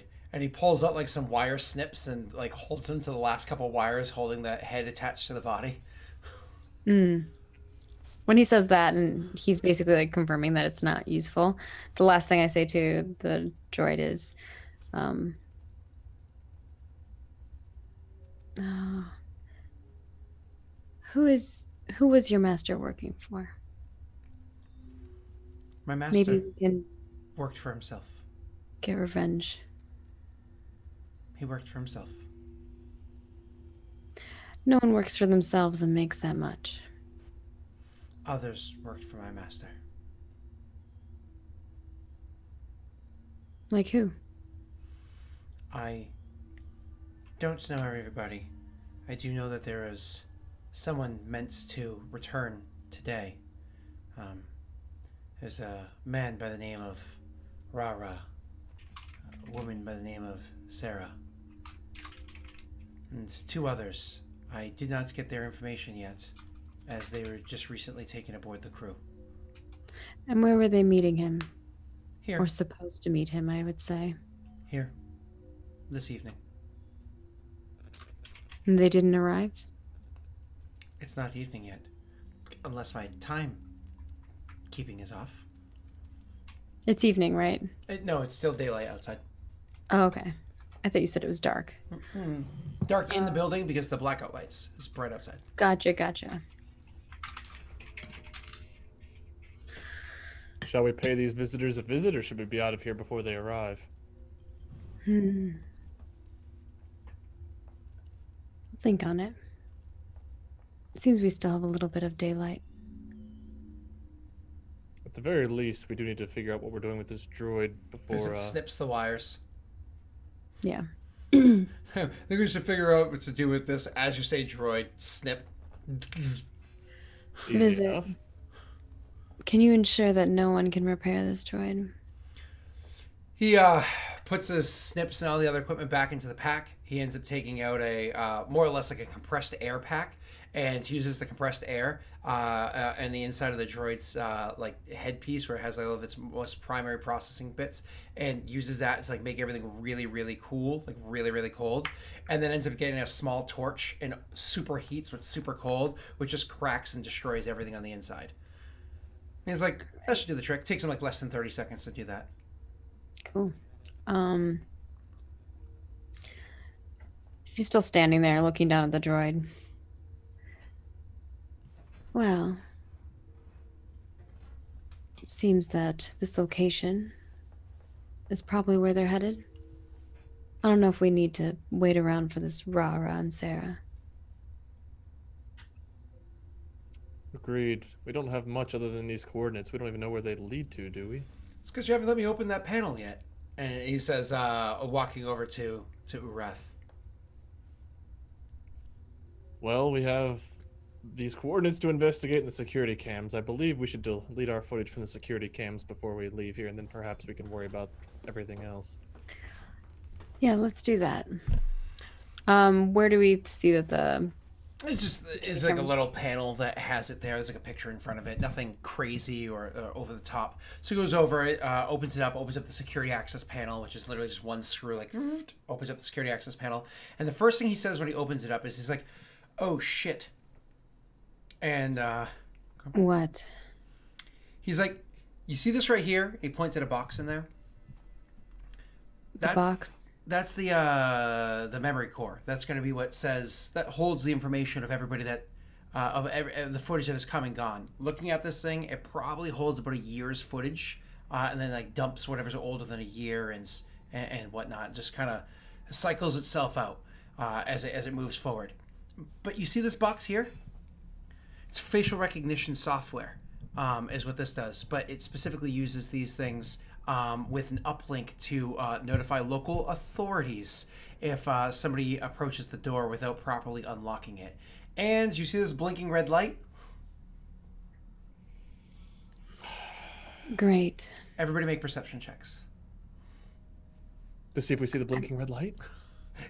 Yes! The blinking red What's light. the difficulty of this? 2's fine. My apologies. Okay. I'm not gonna pass. Fail, yeah. Okay, so Eris is just, again, annoyed, like rolling her eyes. And the other two, however, do see a blinking red light. It's so bright on the outside. It's barely piercing through the blackout blinds that are on one of the windows by the front door. Clearly, authorities have already arrived. Fuck. God. Let's get out of here. Avoid the necessary fight. guns if possible. Boss, he says, pointing at like the memory core and everything of the video surveillance footage. Well, if they're already here, it. if we're already here, we might as well take it. Or if they're already here, we might as well take it. So, like, more or less just try to cut the wires. So, you say Kuga just shoots it? Which Yeah. So, it's like, as Aris goes to speak, you just raise your gun. I imagine you're using the big boy. So, Yeah. Against 0 difficulty, why don't you make... against 1 difficulty, my Won't they apologies. destroy it, though? Mm-hmm. Yeah, the goal wasn't to destroy it. But Kuga, I guess. Kuka does not know that. Yeah. 1 difficulty, make your attack roll for me. Pew. She could miss. It's true. Where are you at, Gon? There you are. Never mind. Oh! So I shoot it loose without damaging it, basically, with that triumph. Nice. You shoot it like, yeah. It's literally because the gun doesn't... visit its hands. It's not necessarily one shot, right? It's not necessarily one shot. You go like, and it's like you with like 4 or 5 different shots. You literally just release all of the wires, and so it's one of those like Aris is probably annoyed at first, like shit, she destroyed the thing, but then you know what's his name? Visit like jump like what the fuck? Oh. And like sees that you did that, and he like reaches up and he slowly pulls the thing out, much like you think you finished detaching your cable box or VCR or whatever it is at your house that you have, because people totally still have laser discs, and you're like, oh, all the wires are unattached, cool. And so like pulls the thing free and just looks at Aris with like disbelief and shrugs. Eris looks like smiles at Kuka and back at a visit like, yeah, that was, I knew she's gonna do that. Kuka does the open mouth smile Open up and levels her gun at the door. And we book it. So you guys plan is to go out the back door? We're gonna have to like grab Kuka while she's aimed at the door and just like pull her toward the exit while she's still. Who's the first one out the back door? I'm guessing it would be Visit and I, and then the other 2 after. Roll me a perception check. Sorry, I'm gonna like murder poor Maggie with just perception checks. I have like nothing. Perception checks are not good for me. So 2 difficulty? Yes.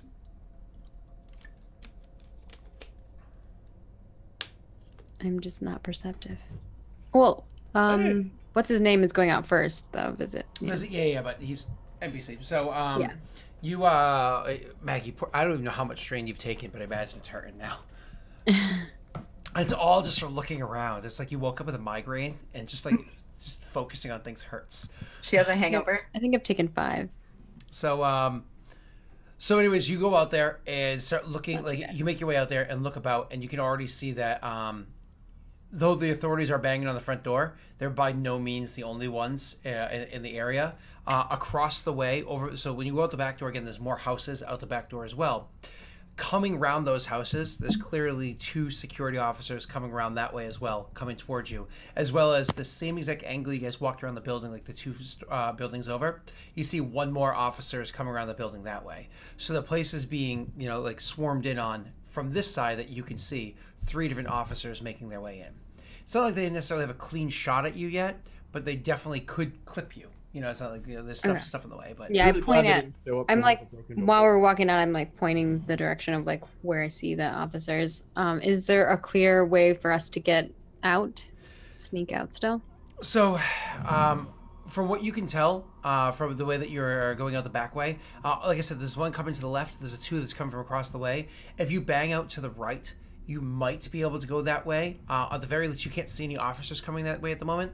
At the very least, if they're swarming, it's like a warfare check, really. But if they're swarming on an area, puncturing before the trap is completely sprung is the best option for you, getting on the outside of the ring.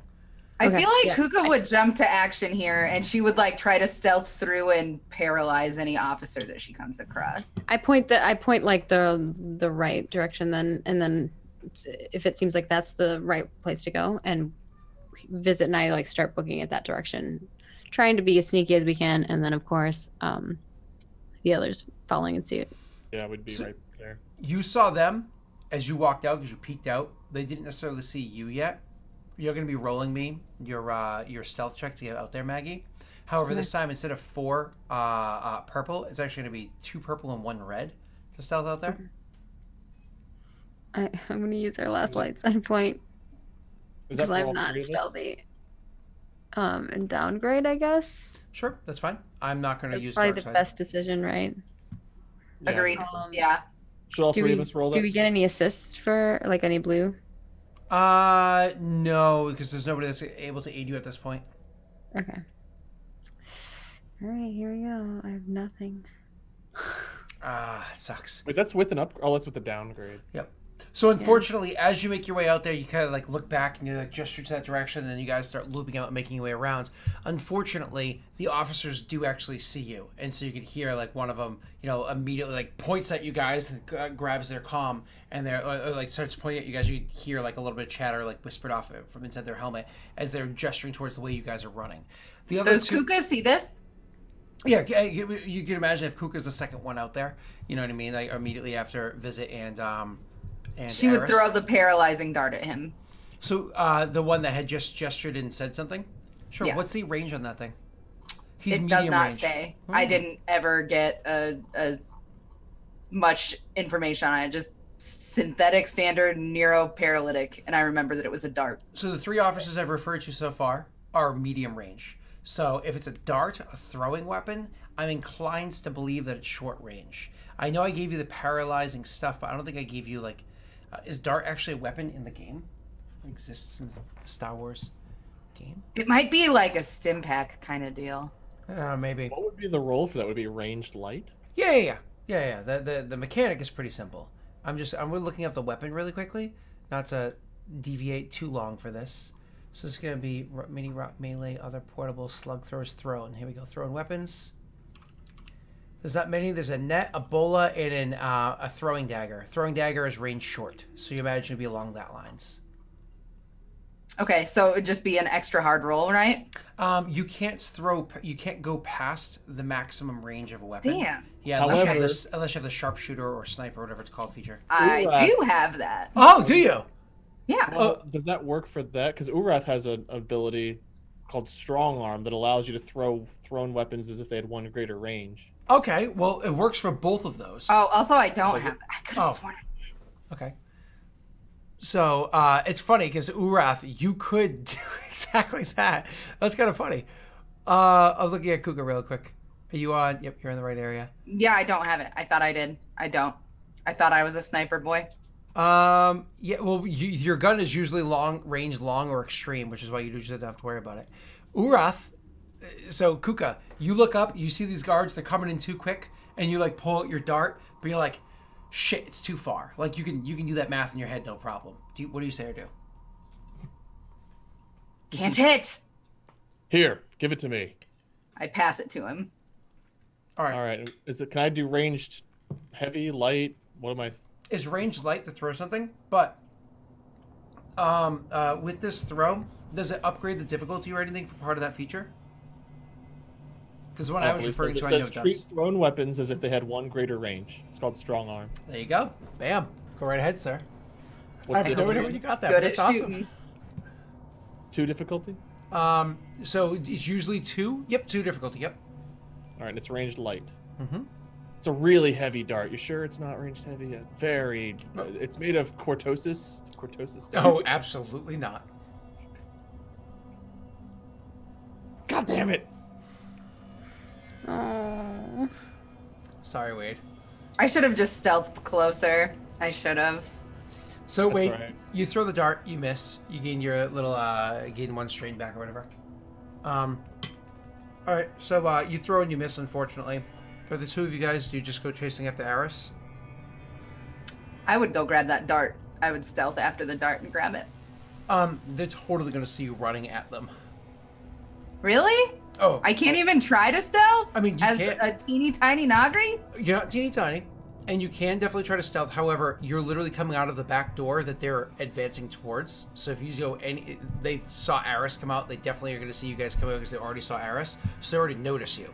Anything other than like completely breaking eye contact and looping back, you're not going to be able to get over there. Or Eris can wink at them as she walks out and like totally charm and distract them, where they're just like there's a lot of them. I think they're all drooling. This is the booty you're looking for. I'm the wife. So. All right. So what are you doing, Docs? What are we doing? I guess, yeah, I would just follow Eris then. Okay. Do you have any more of those darts or just the one? That was the only one I had. I have neurotoxins. We can Yeah. buy more, if that's the concern. But yeah. She was just upset she had a cool thing and didn't get to use it. I Yeah, hear I'm ya. sad. Yeah, and I had a cool was thing and gonna I save failed the to use day. it. Uh-huh. Stupid ranged light. Sorry, I've got guys. 3 yellows in ranged heavy. Sorry. So, anyways, you start making your way, running around that way, trying to make your way out of like where they're closing the bear trap in, right? Closing this trap in on you. As you're making your way over, it's going to be a perception check. Maggie, unfortunately, you do have to roll as well. But don't worry, it's only against 1 purple. It's nothing crazy because you're looking forward. The other 2 can roll against 2 purple. Perception? Correct. And Maggie, that's because you were in the front, and this is kind of like your plan. How is that a thing? Yeah, I'm never gonna succeed on it. So I'm sorry. So it doesn't matter that At least you didn't know your notice. strain, Maggie. Yeah, you gain back Yeah. some strain, which is nice. So maybe you didn't notice that the guard was around the corner, another one round in the corner over there. But it's okay because Urath and Kuka both see that guard as they come around the corner. Literally, you're kind of like running forward, and it's literally as you're looking back to make sure that they're following you and that they're okay, you turn back around, and the 2 of them already see the guard who's already come around the corner. So they completely catches you off guard. You guys catch him off guard. Both of you guys, we're actually going to roll initiative at this point to take action. Everybody has to roll vigilance, but because you guys were able to see her act first. Let me just pull this open. Okay, you're good. I don't think I grabbed a storm pooper. Shit, I didn't have my guy selected. Oh wait, I rolled 5 advantage. I accidentally rolled purples on I had my token selected, but it still didn't work. So Yeah, mine didn't either, did it? Do you guys have tokens? I mean, we have Right. our other Oh, tokens. Yeah. I don't think I ever gave you tokens for it. That's Not for this really campaign, yeah. no. So you can just add us to the. Yep, I can. Do Do I have triumphs 5? not count for Oh, dude, initiative? you guys got added to initiative. I don't know what you're talking about. All of you guys are on initiative. Mine's wrong. I have 5 advantage and 0 successes. I accidentally rolled with 2 purples. Oh, you know what it was? You probably clicked the skill as opposed to over in the combat area. Who? That might Yeah. be why. You have to go to combat, and then it's. I rolled vigilance under combat initiative, Oh. Oh, yeah, I think all of you guys did. Oh, that's weird. but it So- still put my purples on there. Oh, that's probably because... Oh, that's... I don't know why the purple's around there. But that's okay. I'll adjust yours because I see why yours is wrong. That's a 0 and 5, which is like a crazy roll. So 0 Why is colon... his 0 and 5? His is just 0 and 2. Because I rolled 2 purples on accident. That Yeah. took away 3 advantage. Oh, you accidentally. It's your fault. I see. Yes. Exactly. And so everybody else... It's my fault. all of you are fine. Thank you, Maggie, for clarifying. 'cause I'd like that's to show totally you to the airlock. Eris Bula sends her regards. Oh. Yeah. No mistakes. No mistakes allowed. All right, so because of that, you have 2 PCs get to act first. One gets to, then the NPC, then one gets to go last. The 2 of you saw the guy. Aris has not seen him yet, but she will in 2 seconds anyways. So, who wants to act first? Kuka will shoot him. I was gonna say Kuka rolled a triumph. I'll give it to her. Kuka, I don't think that Triumph can be used for anything, unfortunately, because it's an initiative check. You don't get to use those things. I'm sorry. That's fine. You But got Kuka 2 will- triumphs today, like baller. Kuka has a lot of yellows. Oh. Well, never mind. Jeez, girl, get it. I love Kuka. I took a bite instead of speaking, but awesome. Kuka gets shit done. So, yep, you line up your shot and just, and you hit the guy 13 points of damage, and you also critical hit because you have 2 advantages there. Mhm. So you drop the guy. So it takes away, technically that's 2 critical hits against him.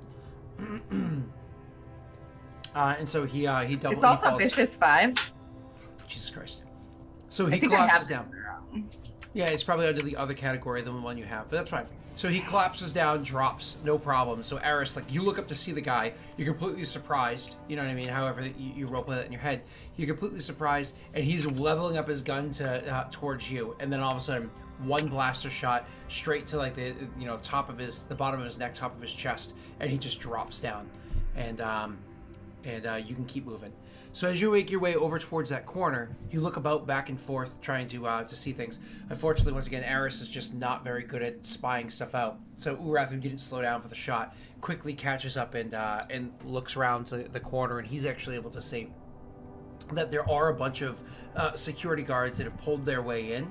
Now, usually, like a house alarm wouldn't call swarming in a ton of guards. But there are a considerable number of them here. We're talking, you can see easily 5 land speeders that have pulled up in the nearby area that have brought at least 1 guard each. Is your plan to fight your way out or try to sneak your way from this point? I assume we want to avoid causing any more of a ruckus than we already have. Yeah, I think if we can sneak our way out, like that's a lot of people. Okay. You know, A lot of attention. You know that clearly, like, they're all coming in, they're going to be looking for you, so on and so forth. If you were to try to just run this gap now and just try to, like, break from this area, from the line that they currently have set up and go, it's going to be rather difficult to do. Unless there's some sort of distraction.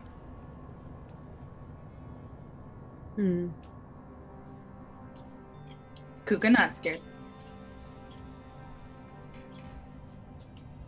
Anything good to cause a distraction? Would a grenade be a good distraction?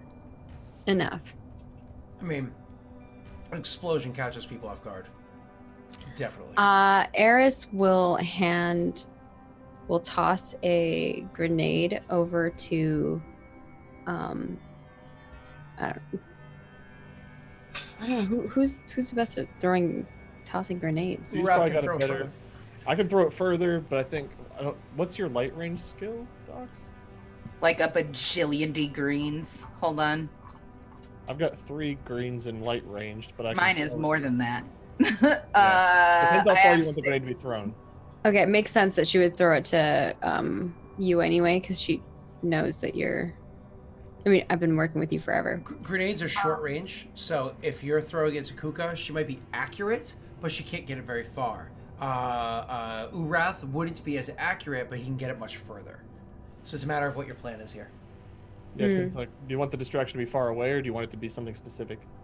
Oh yeah, I guess we do want it to be far away, but or like the opposite direction we're going. So does it really matter? Up to you. This guy's technically, like I said, everyone was kind of medium range. This guy's technically like a medium range, like with the person you just shot and is collapsed on the ground that you're standing over. From back at the house, if you want to throw an explosion back at the house, you need the medium, but it's up to you. Okay, so I would need to give it to Urath then. Yep. Is what you're saying? Sure, if that's sure. So if the house is where you want to go, because it's the only thing that you have like a point of reference for a specific item. So then you toss it over to Urath. Yeah, I toss a frag grenade your way, and I'm like, here, throw this back there. Maybe it'll divert their attention. Okay, if I'm just gonna launch this as far as I can back toward the house, what's the difficulty of the throw? That's only a 1 if you're not trying to hit anything specific. It's a 2 if you want to specifically throw it back to the house. I just want to throw it back that direction Sure. to It's a 1. cause a distraction. Okay, so you hurl the grenade as far as you can, and it goes flying. And as soon as the explosion goes off, you can see immediately, like, you hear shouts and whatnot. You hear screams of fear from people that live in the area, et cetera, et cetera, et cetera. And clearly, like, the other trained guards that you can see, like, looking around the corner, they do that typical when the explosion goes off. They all duck, like, as if the explosion was next to them, that would aid in some way. They all do the quick duck, and that's, like, your exact moment where you guys can go. You're welcome to make your stealth check to go running. I'm gonna pass the blue die to Maggie for stealth, for the 2 advantage. Thank you. Specifically. I should have not taken my. Well, it doesn't matter. The blue die would have gone to you anyway. Whatever. It's fine. So Yeah. you guys are going to be able to make your stealth checks. Who wants to go first? I do feel like Kuka should go first so that Yeah. she can shoot through any problems. Good. Yeah. So just so you Now know, that we're all regrouped. the original difficulty was actually going to be what is it? 2 purple and a red, but you guys actually applied 2 downgrades, so that makes it so it's just 2 purple. Okay. For this stealth check. So Kuka, you first against 2 purple. I did. You just did, and you crushed it. So you easily slip your way through the area, so on and so forth. No issues whatsoever. Who wants to go next? I would go last because I would want something. I would want someone in the back to be between the police officers and Eris. All right. Me and Visit will go then. Okay. Oh, one success. Hell yeah. Nice. Now I get to fail. Wade. Barely. Wade. 2 purple, right? Yeah. Oh, you motherfucker. Oh, he's using Can a you dark side upgrade point. that to a red and a purple? All right, my great stealth. No, come on! Nice. I wanted to Eat see it, the big Scott. I wanted to see the big guy. I wanted to see the last one running through. And so you guys are actually with that. Literally, as soon as the explosion goes off, like immediately, like as the explosion's going off, Kuka's already running. Over there, they're all ducked and looking around or whatever, and she's slipping her way through, no problems. Immediately after that, Kuka like whips around to see what's going on, and Aris and Visit are running past her to go to another safe spot. Kuka then moves on to get to the next safe area, so on and so forth. And then Urath is just kind of like, I guess now's my time, and just starts like hulking along while there's like shouts and everybody's going on, and people are grabbing their comms and trying to hear like, what was that? Where would that come from? Everybody's just trying to communicate. You guys slip through out of like their immediate area as they're closing in on what's now an explosion, and running out of sight. So we're gonna go to our second break as you guys are literally just barely slipping out of the claws of the local authorities with only 1 casualty, and unfortunately, Urath, I don't think he's ever killed anybody yet. Oh, Ura. Yeah, I'm in the sorry. next episode I killed someone, and then I stopped myself from killing Naga. I was just teasing you though. So, anyways, let's go Killed to break. someone. I killed someone. Ooh, Foxtrot, thank you for the raid. Hi, Foxtrot. Yay! Hi, Molly. Welcome to the raid and the break. We're going on a break, but we'll be back. We will just a couple moments. I'll probably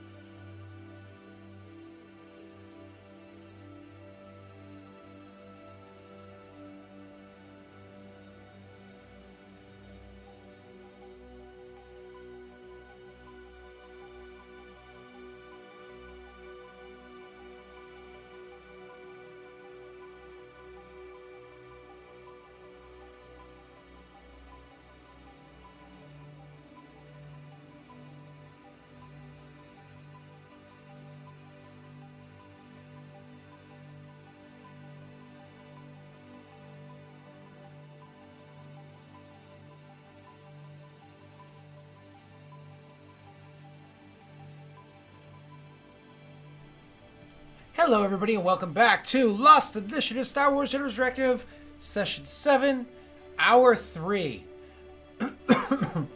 Where I choke on spit. Excuse me. Oh my gosh, that's the worst. And that's how Kyle died. Damn. Damn. Oh. What if some people haven't seen it yet? Oh, I'm the worst. No I never spoilers. think about that. I'm so sorry.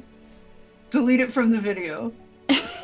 No one's gonna take time. Do you think Math is gonna take time to do that? No. No. I'll do Also, it. that's I'll do for it. you. I'm the worst. I just got my eyes to water. All right, so so moving on. Oh, so pretty. Where our hooligans killed some cops. So you guys go running away from the scene of the crime. You guys go running from the scene of the crime to make sure that you can not get apprehended by the police for it. You actually really didn't do terrible things until the cops started coming at you thinking that you were somebody else, and when that happened, that's when you guys ended up murdering a police officer. But you were able to remove yourself from the scene of the crime and just kind of like lay low. Oh, or were you? What you're trying to do now is actually stay out of the where they can catch. Clearly they're just going to be circling that one area for like forever. Well, we used a distraction. You mean like puppies? They're here. Oh. It's an Adora explosion. She heard my request. Oh. They're so big now. Which one's which? They were the same color before. This is Ginger I've got, and Molly's holding Presley right there. Okay. Oh my Ginger God. and Presley. They're Aw. so cute. Their names are Ginger and Presley. That just makes me very happy. I just want. Look at their Molly- little Molly short went legs. first. Also, hi Molly. Hi. Hi, Molly. Oh yes, human holding them. Hello. Scott's also saying hello, but he's less important. Jesus. Why are everyone so mean to each other? I don't know.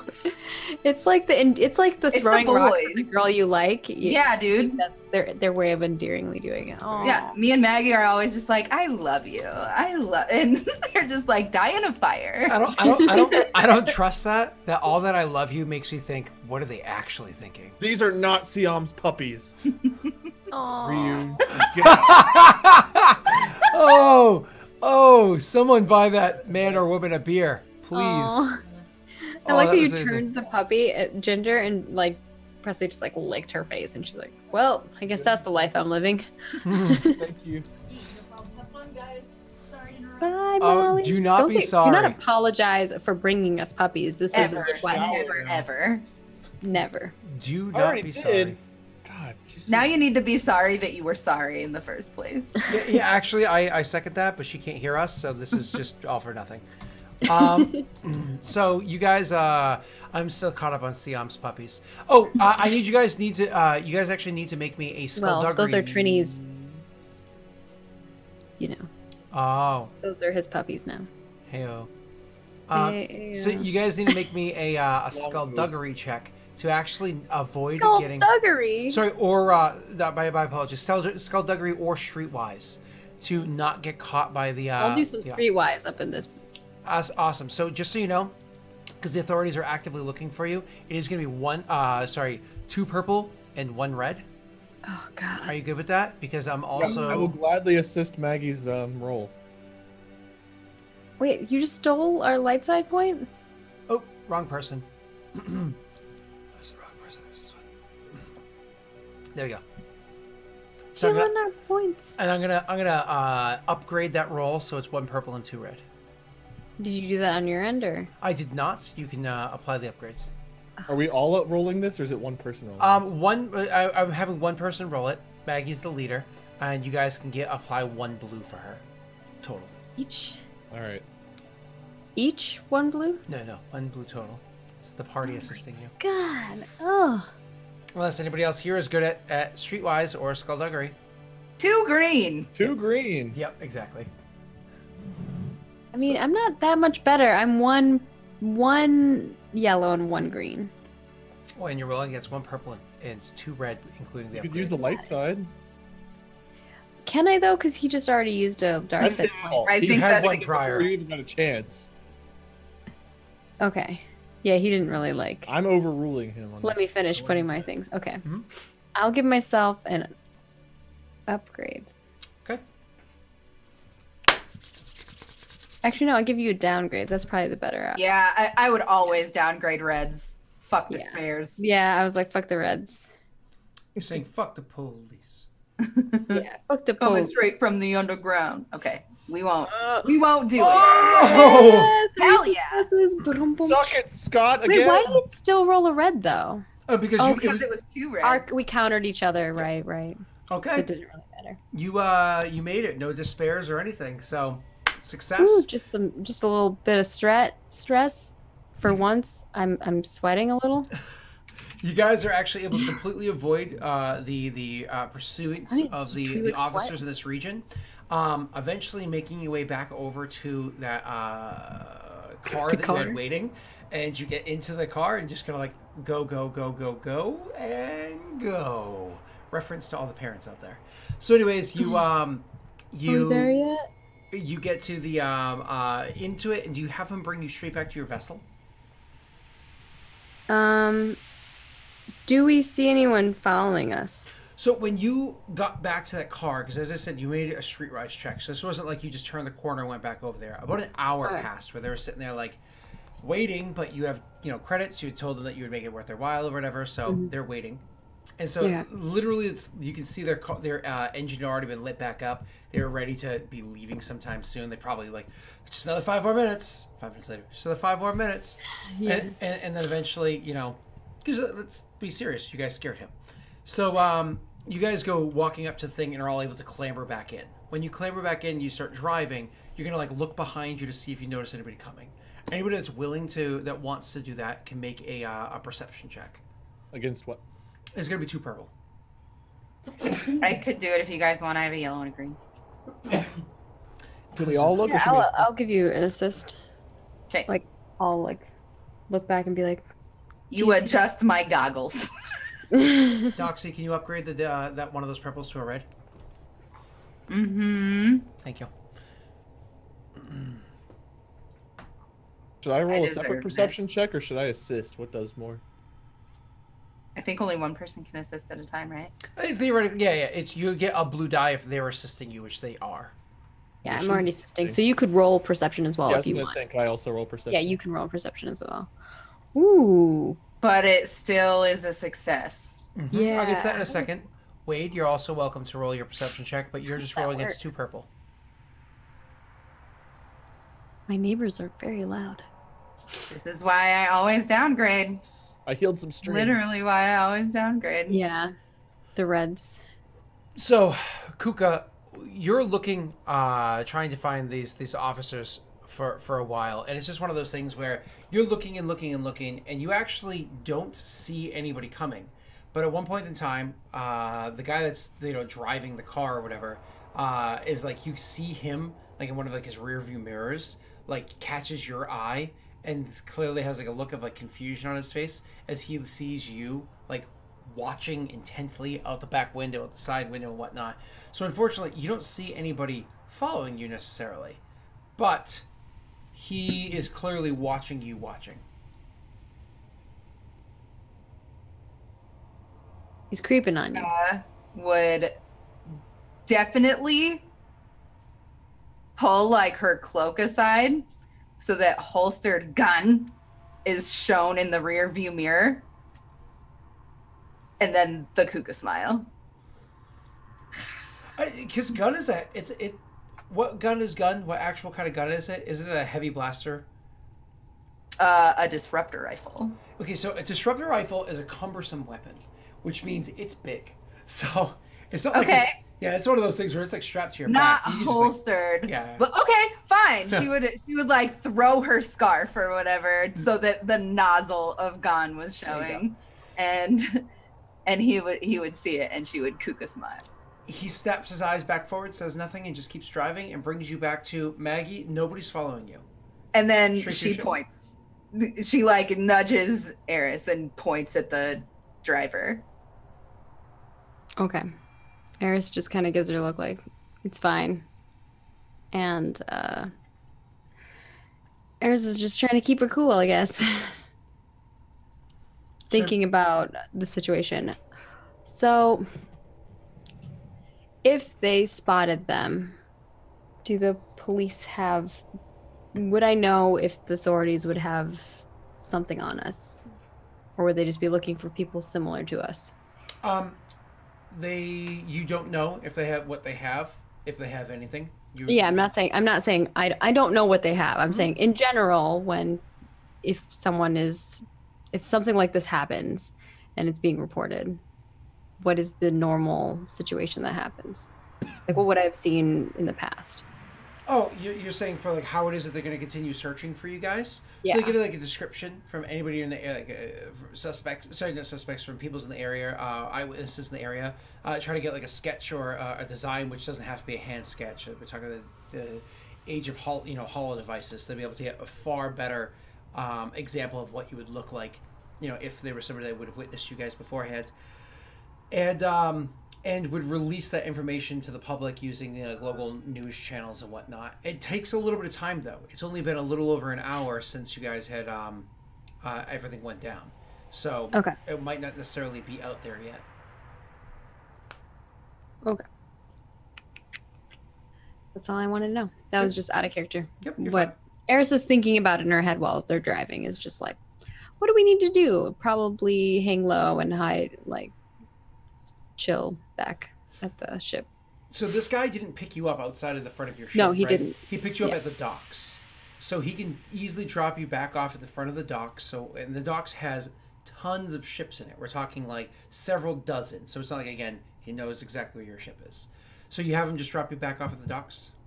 Probably not just at the docks. Yeah, actually, maybe, or nearby the docks. Is there like a place near the docks instead of dropping us specifically off at the docks? Yeah. So instead of going specifically to the docks, because docks would always be nearby, like where a market would be, because people would want to like land, make quick purchases, put them back on their vessels, so on and so forth. We drop you over in that marketplace area, which, because it is a marketplace area, is going to be a bit busier, a bit more bustling. So when they finally land, as soon as you get out of the vehicle, there's people walking past you and whatnot. Again, this isn't a Coruscant-esque world where it's like super crazy, but there's still a lot of people because it is a city. The market, is it just food or is it other things like all cloths? sorts of things. Yep, stuff? cloths and stuff like that as well. Exactly. Does everyone have a cloak? I'm cloaked to fuck, dude. Very sparingly. We're talking maybe like 5-6% of the people with a quick look about have cloaks. But I wasn't talking I think she to means about us. everyone. I was talking to them. Sorry, it's okay. But thank you for answering the question. That was nice. I just have padded armor. I don't have anything about a cloak. I would like to buy 2 cloaks. I imagine Urath would be like one of those Holocaust, whatever the Holocaust thing. Talking what's the sorry, it sounds terrible because I'm not making the reference here. I'm thinking Princess Bride, Andre the Giant. It's like, oh, if only we had a Holocaust cloak. It's one of the lines in the movie. It's like, oh, I've got one right here. Mad Max said it looks so good on me, I could keep it. So, sorry. It sounded terrible because the reference is in there. It's just say the one wrong word. Where are you going with this one? Sounded terrible. Maybe just backpedal real quick. Yeah. Maybe not ...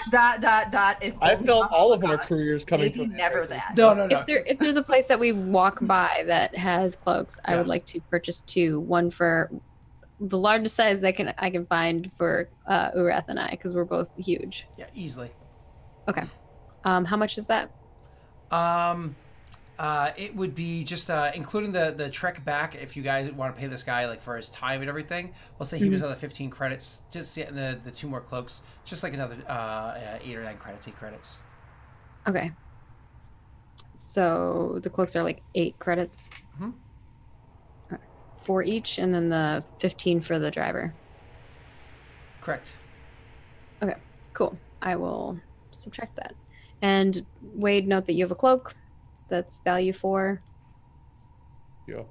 Probably not very high rarity. Is there any encumbrance or it's anything? not actually armor. It's just to help. Right. Thank you. Cool. Yeah, she's like, hold on a minute. Goes over, purchases cloaks, hands one to Urath and says, put this on. And she puts on hers, and they walk the rest of the way back to the... Do we pass a weapons dealer? So this place would have somebody that would tinker and would like have adjustments and attachments and so on and so forth. But like straight up right outside of the docks, you're not going to find a weapons dealer here. You're gonna have to go like further into the city, like to more. Would we see weapons like on a storefront at any place? No, just like again, a sign somewhere that shows that they have somebody that works on that stuff. Kuka can't read.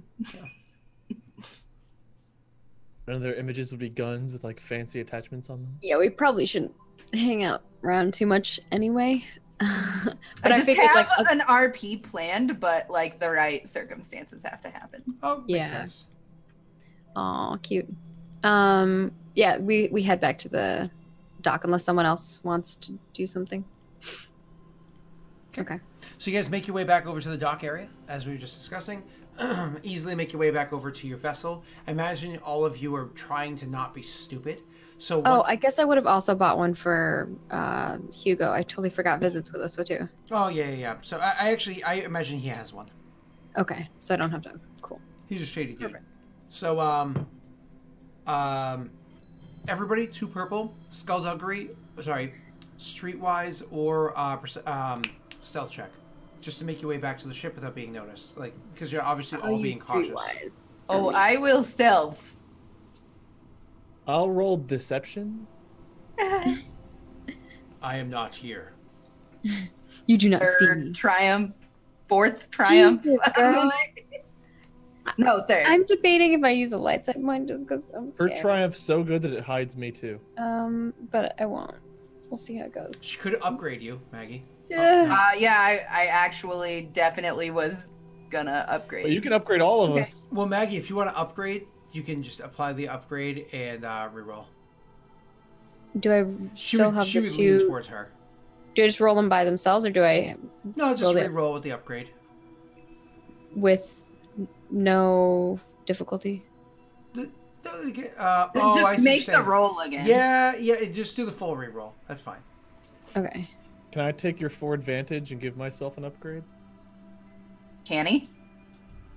You can give him a blue die. Yay. I thought with 4 advantage it could act like a triumph. Not for that kind of a thing. 3 does some triumph stuff. But Okay, I'll take 3 and give myself an upgrade. Thank you, an Scott. upgrade. Just roll a blue die. Thank you for the upgrade.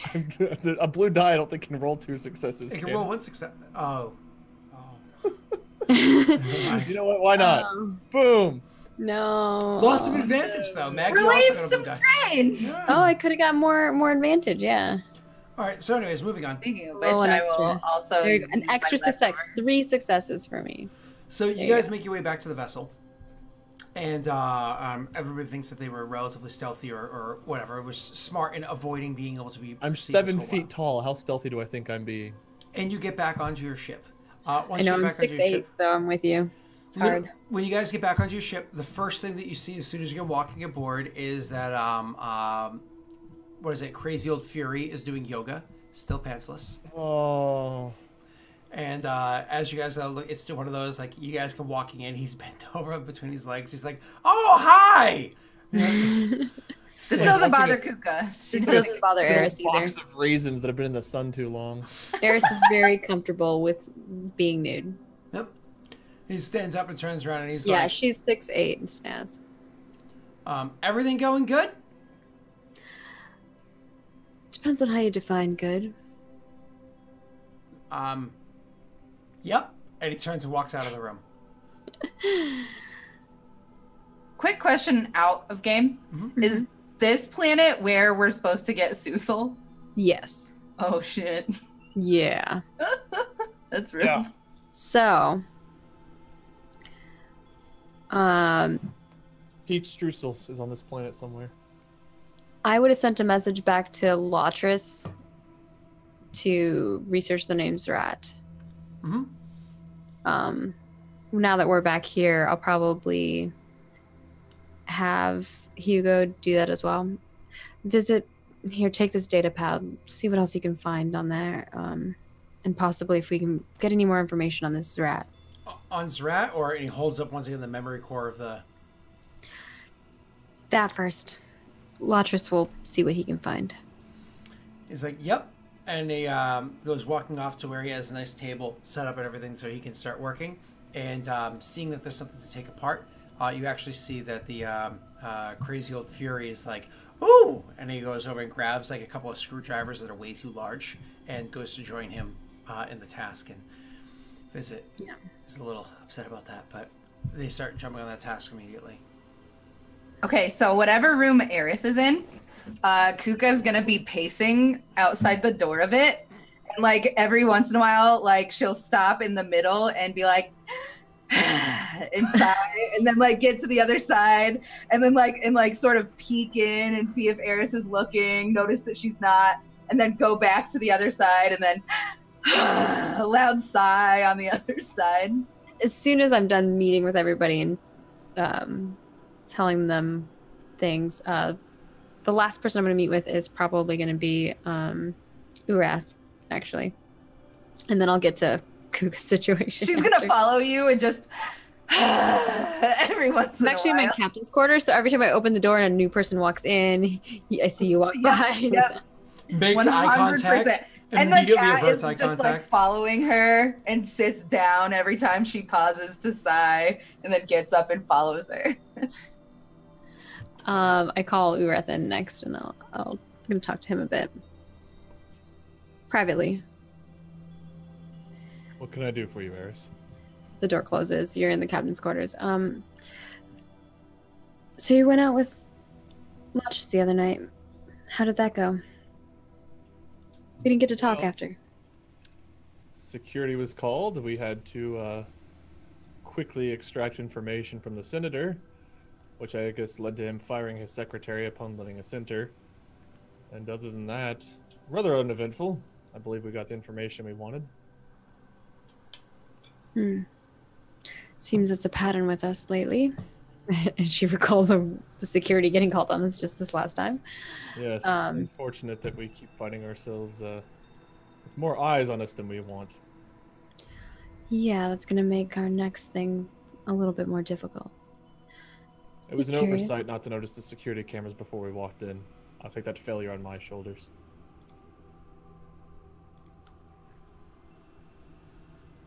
After an evening with him, do you feel like you trust him more?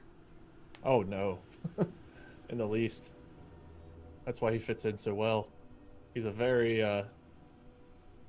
elusive person. He quickly turns the conversation on me or something else rather than divulge anything about himself. I know very little about Lotris yet, but I think he's useful. I just don't trust him. I agree with that. Well, the usefulness. Shall I continue keeping If an eye on anything him? else, please. And if you learn anything else, let me know. Of course. I open the door and like before I even open the door, I'm just like, Kuka, come here. Oh no, oh no, oh no. And she like walks up to you saying like, oh no. Urath's gonna like chuckle to himself just as he leaves. It's very serious. I feel like Oh, we're going to the no. principal's office. Oh no. What is it? I heard you pacing back and forth out there. Oh no. Oh, Kuka am just worry. Oh no. Why are you worried? Kuka am used to 1 dart. Kuka am 0 dart. Kuka am no dart. No, none. We'll get you 10. And she holds up her fingers and like tries to count and then just does the Kuka smile. Eris tries to contain a smile, but like a little bit of the corner of her mouth smiles, and you're perceptive, so I'm sure you saw it. Yep.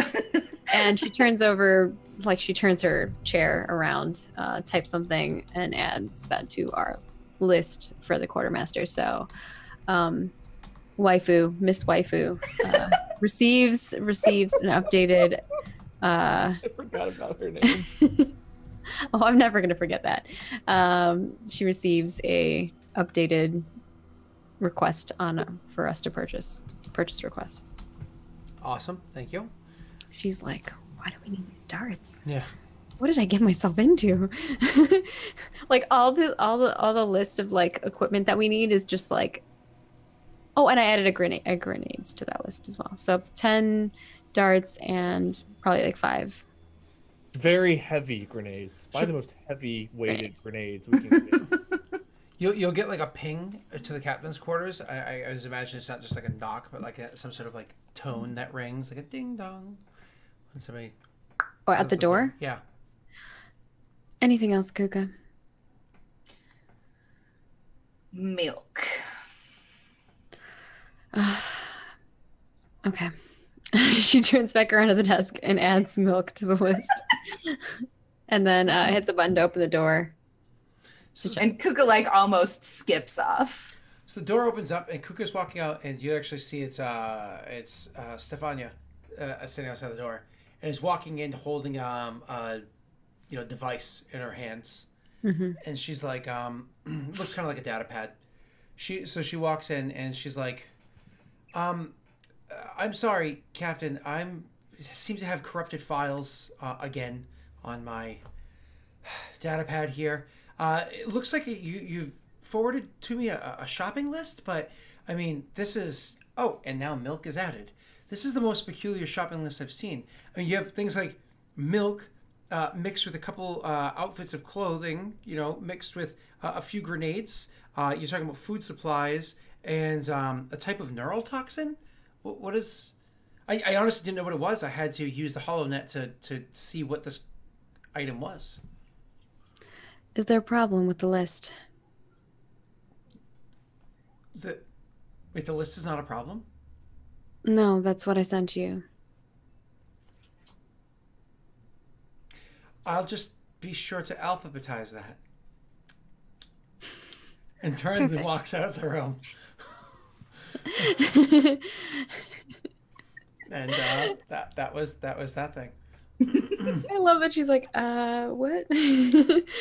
So you guys The waifu already received the rules. Definitely. Oh, of course.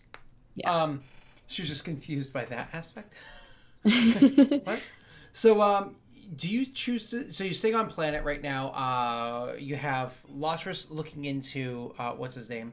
Zrat. We need to look in the coordinates too. But yeah. I'm assuming I've not noticed anything interesting with Lotris to report to Eris. I mean, obviously it's Mike's character, but I'm assuming there's nothing for me to really give at this point. It was more if you RP'd and got any information. Yeah. So you guys are you got nothing from Lotris at this point, exactly like you just said, because you guys will have your fun doing that in the normal game or whatever, the other game, not the normal one, certainly not normal. He's terrible. So while you're waiting for time to pass, Lotris is just to give you the quick response from him. He's like, I'm honestly not really able to find much. He seems to be a clean guy that runs a business around here, lives in the residential district, pays his taxes. This isn't his words. It's just like verbatim. This is Rat. Yeah, talking about Rat. Like, I can't find anything. Maybe you can visit to like really look into it later on. But I can't find any information. Go into the coordinates. You give those to Bezwi to plug into the astrogation computer and kind of like let things calculate themselves out, which takes a little time. But when everything's said and done, he's like, well, this is strange. The coordinates actually place us just outside of Ilum. And you probably don't know what Ilum is. So Character? Yeah. Okay. So he pulls up like the galactic map as it's relatively known on that like display that's inside the cockpit area. And because it does have like a holo display that pops up right in front of that area in front of you. And he like, it shows immediately where you guys are. And he like zooms out and out and out and out and out, and then grabs the thing and like swipes it way off to the side and stops right when you get to the edge of the map, and then goes like way up a good considerable bit, then stops it, and then he starts looking for a little while, and eventually is like right here, and as he touches the spot, like it kind of lights up a little bit, and you can see Ilum is like, it's outside of the part of the galaxy that's even typically traveled. It is way out there. He's like, this is Outer Worlds. Outer World, yeah. Even technically beyond Outer Worlds, if I remember correctly. So he's like, this is a considerable ways out there. This would be a trek. Like, we're talking several months each way. I don't know if that's necessarily where we need to go, but that's the information the droid had on it. What kind of planet is this, anyway? Oh, the coordinates? It doesn't say if it's a planet or not. If you give me some time, I can do a little bit of research and see if I can find any information about these coordinates and see if there is a system. I can show you where it is in the map based off of like plugging the numbers in, but I'm currently not seeing a star there at all. Interesting. How long do you estimate the travel if we were to go there? You're gonna have to give me some time, Captain, for me to get the exact answer for you, but I believe we could cut through the center. We could stick with Coruscant, maybe 2 months each way. All right, then. Looks like we'll probably need to update our shopping list then. She grins at him. Anything you need? Yes. An answer? To what? Ding, ding, ding. And then the map is replaced with an image, a hollow image that looks very similar to you, but not exactly you, and says, "This appeared on the local authorities' channels as search and capture." I got the nose all wrong. He nods and says, "Cheekbones too, but." Yeah, I have a much better jawline as well. Anyways, yeah, we might have got ourselves into a little bit of trouble. It might make traveling through the center of the galaxy difficult if word of this gets off-world. I don't know protocol for Byblos and how quickly they send word off-planet for others to be inspected. I think I have a plan. He nods. I'll get on my calculations, Captain. I am going to, I guess if that's it from people on the ship that need to talk to me, I will message Rebecca. Okay. So you send her a ping. Because you're on world, you can easily set up a link to communicate with one another. Yeah, go back to my quarters. I message. Is it like what time of day is it for her? She's actually hovering around Coruscant, so she's actually based off of like the Galactic Standard Time is based off of Coruscant's time. So for you, it is now evening. For her, it's early morning. Yeah, I call her up and I'm like, "Good morning." And she's like, "Always a pleasure." Isn't it? Look, might have gotten some more information for you on this Susel you're looking for. But in trying to find him, we ran into a little bit of trouble. I'm curious if our lovely general might be able to help me out here. In what way?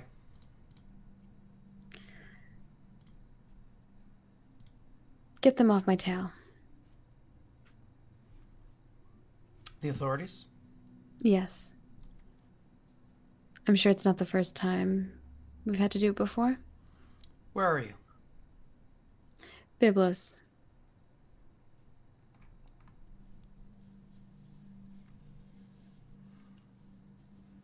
Yeah, I will speak to her and see what we can get done. Perfect. If you could let me know when that is finished, I'll be able to continue my search for him. As is, might be a little bit more difficult with them looking for me.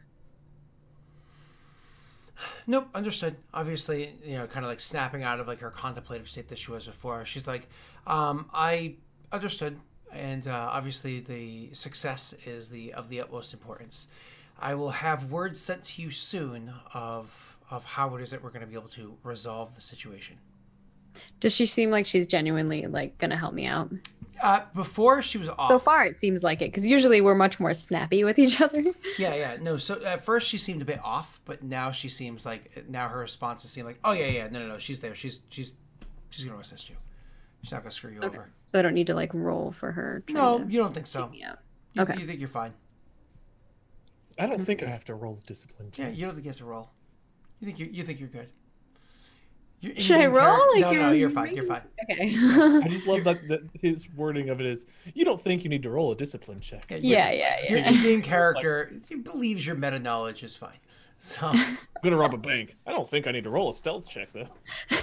nice. Blow that shit up. Well, I mean, she is supposed to help me, right? And I don't normally ask her for help on missions. No. So she was contemplative at first, like you could clearly tell she was like thinking. It was very obvious she had like some sort of scheming or whatever going on in her minds to one degree or another. But she's like definitely going to help you. The job is the most important thing. All right. That's all I got then.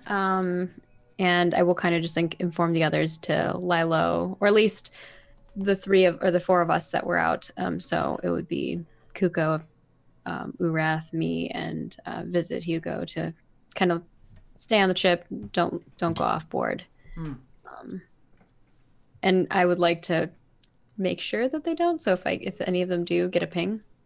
Okay. So you guys, time passes. Night passes.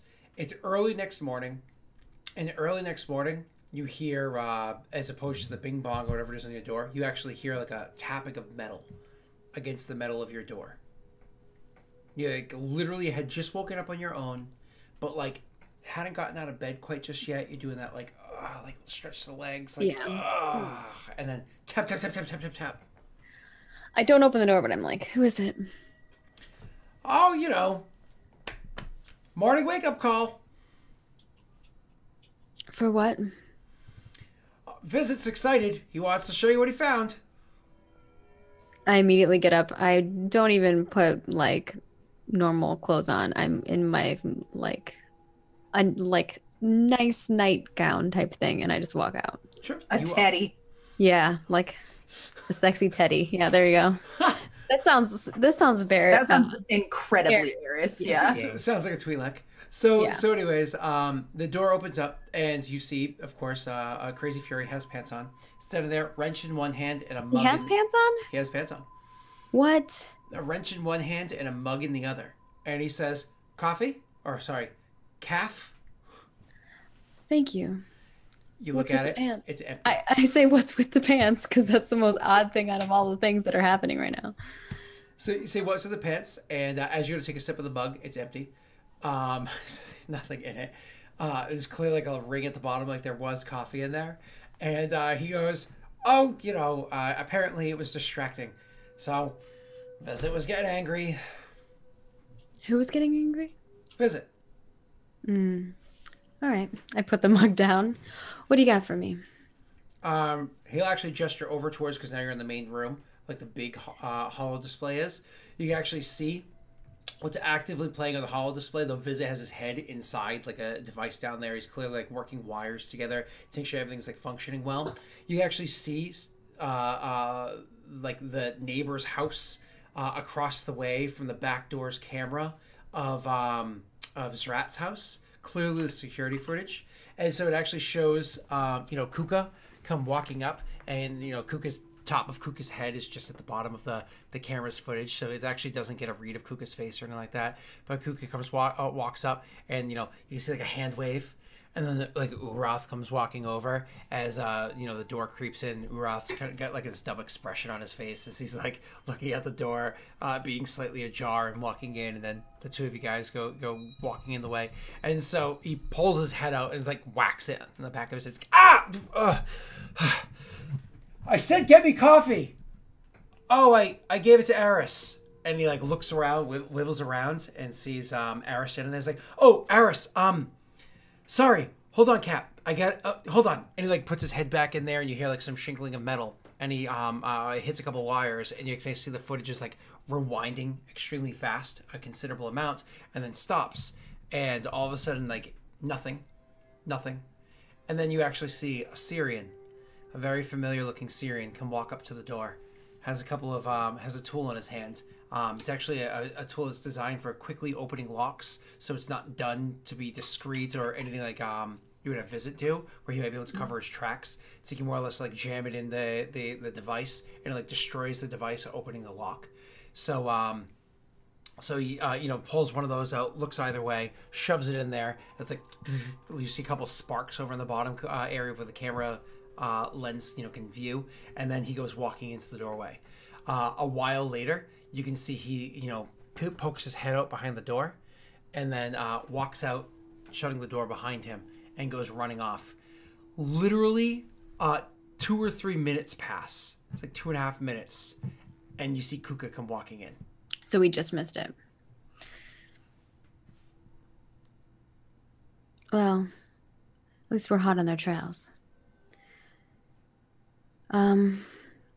Beswee's looking at the coordinates, so maybe we'll figure out where they're going and why. Beswee's not in the cockpit. Beswee's totally in bed. Yeah, that's fine. I'm just letting Hugo know. Mm-hmm. It's like, but do you realize how frustrating this is?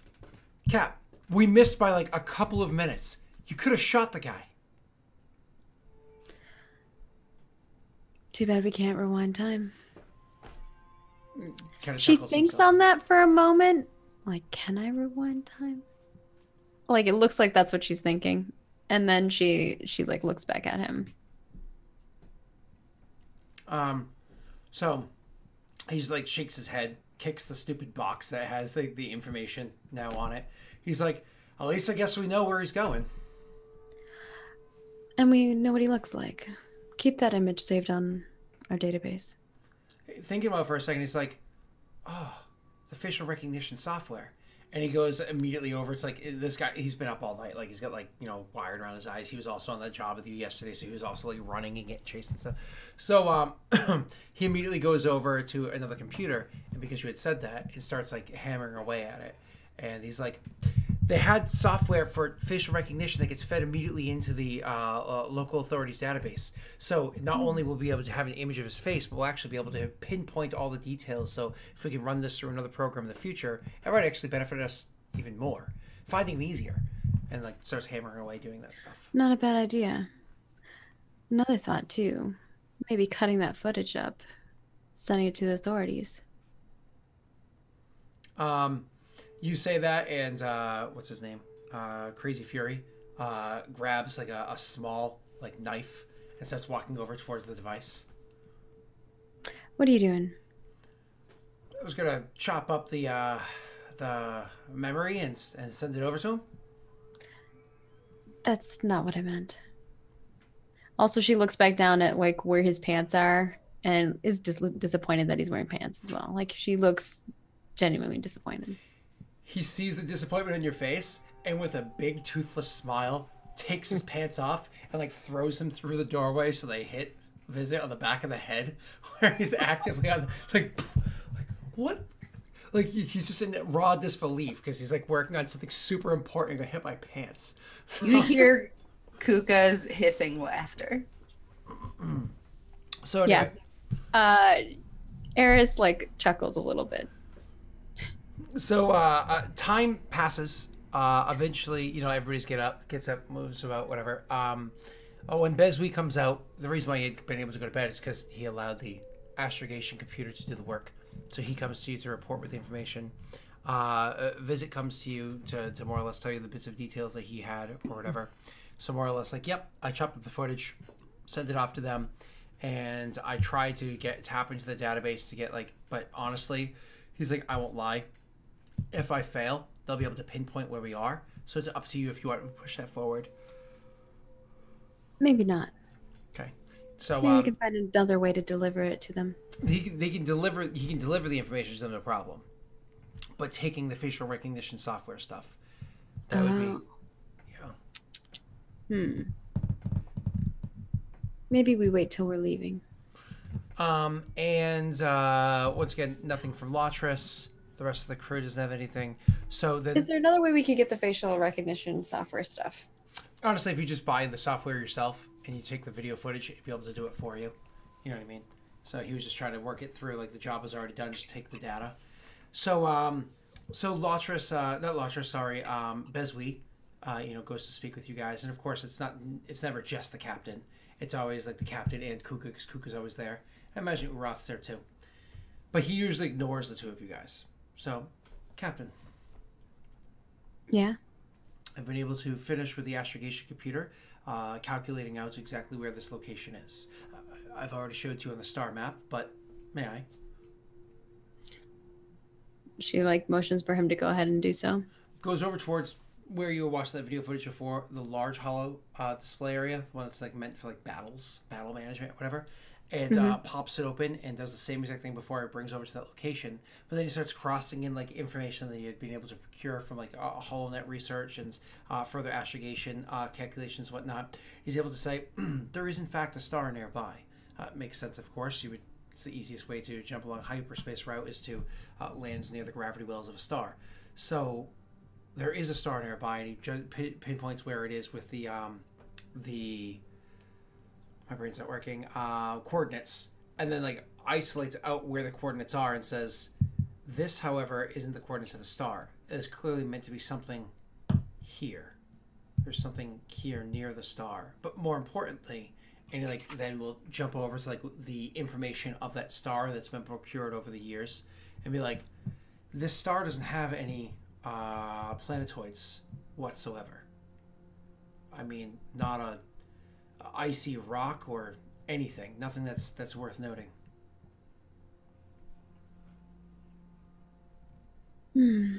Maybe there's something else there then. A ship? Perhaps.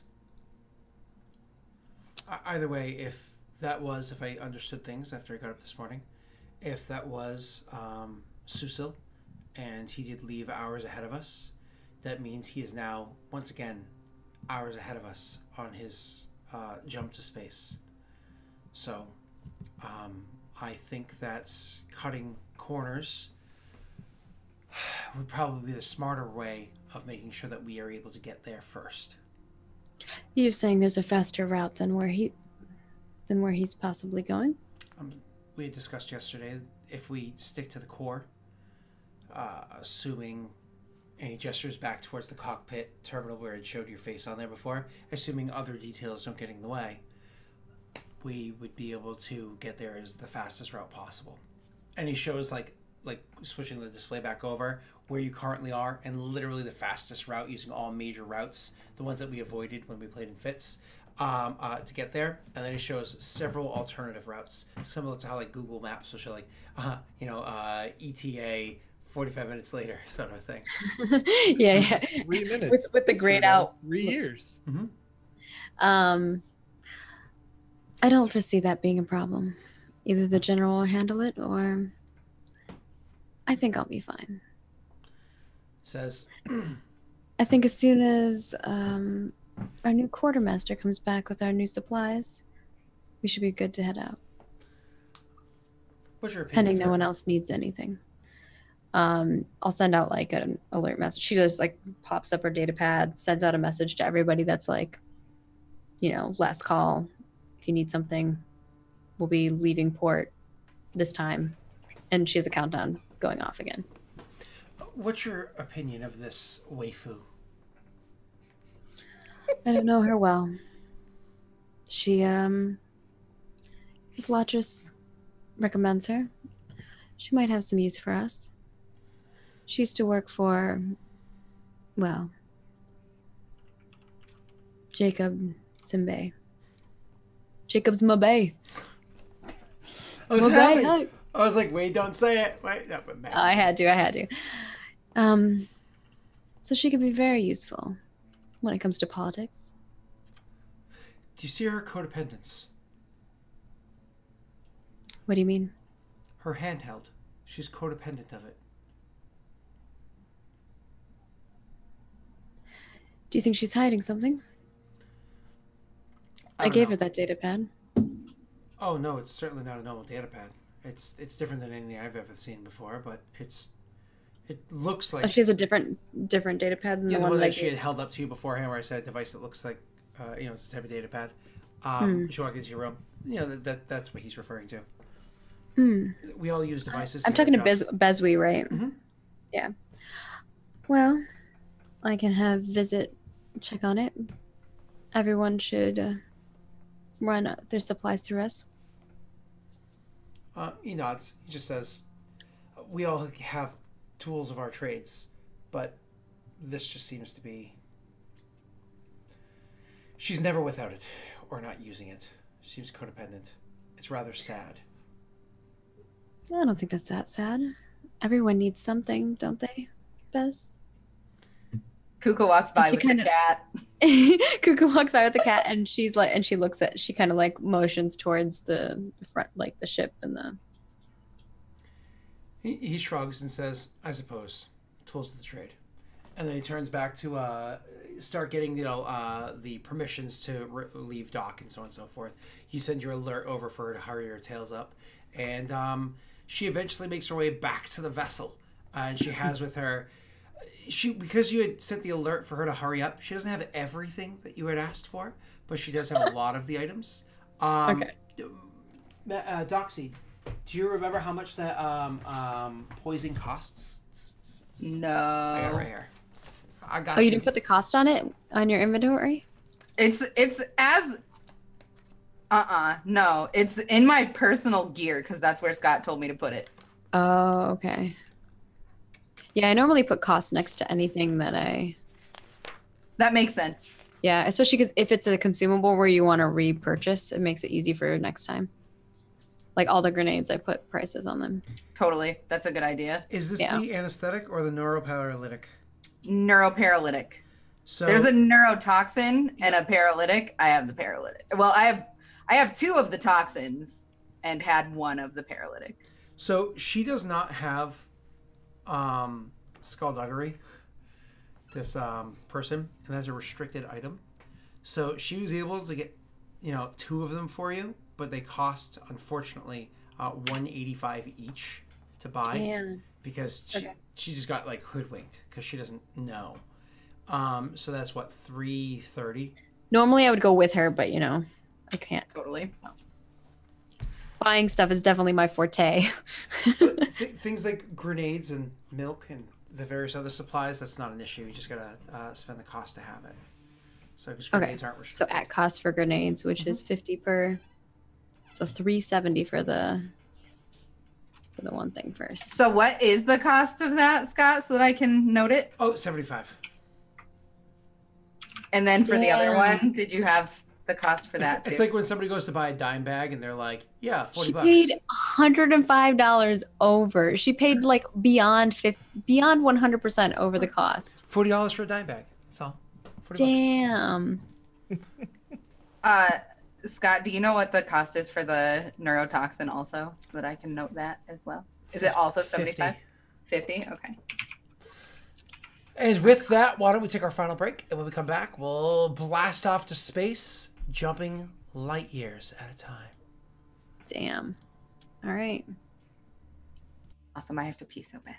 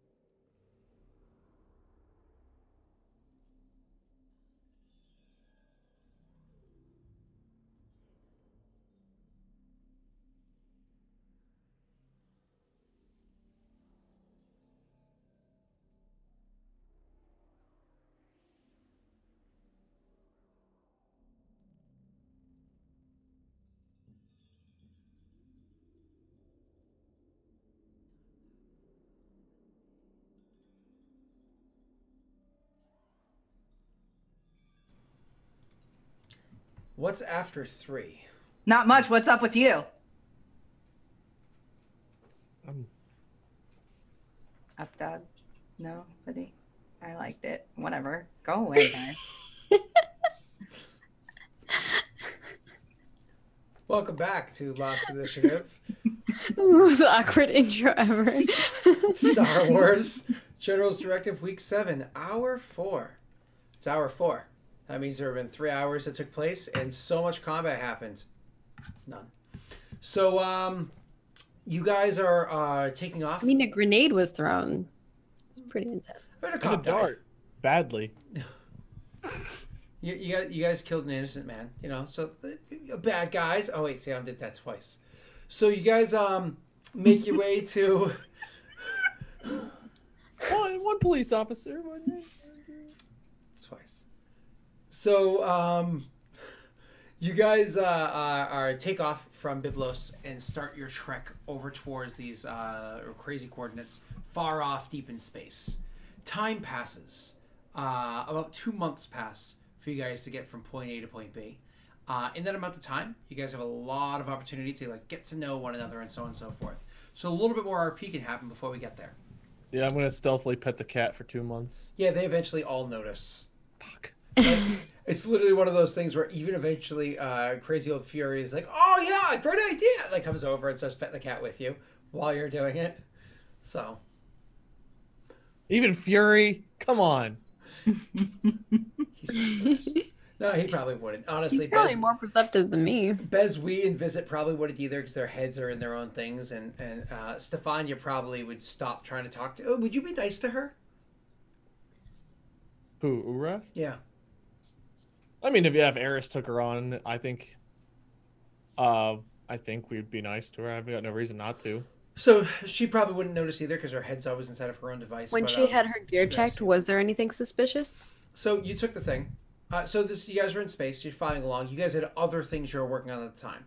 So when you No, finally... when she returns with the stuff, I'm gonna be like, oh, and I forgot, have Visit look at all of your equipment that you brought on the ship. Yeah, sure, not a problem. And so like a day or so later on, Visit says everything checked out fine to you. Okay. You know, Visit says everything checked out fine. He's like, why'd you even have me look? Beswie seemed concerned. About? What she was having on her devices, and got me curious as well. She said a data pad that, you know, standard issue for the ship, the one that you gave everybody else. No, she had another device. She didn't check it in with me. Well, I'm gonna go have a chat with her then. So imagine you go walking to find her. Kuka pops off whatever table or counter she's sitting on with her legs swinging. Follow after you. And you go to speak with her. She's currently getting a physical examination by M1, M3. No, whatever, Memitim. And Mime? M1, M3, would that just be mime? It's M3, M1T. M1M. Yeah. So eventually, literally getting a physical from the doctor. It's just like check the heartbeat and all that stuff, because the doctor does it from time to time. And it's her Just first call time. it Tim because it's M3, M1, TIM. Call it Tim. So Tim, the Tim man, because this is the first like big jump, so you clearly have to make sure that she's going to be in good health. So she's in there when you guys can walk again. I On a device. pull a chair over and sit in it, and sit back comfortably. So did you get all your gear checked out? Yep. Everything you brought on the ship? Yeah. I don't think you did. Well, I mean, not my, personal assistant tool. I said everything. Even this? It's just an old data pad. Definitely.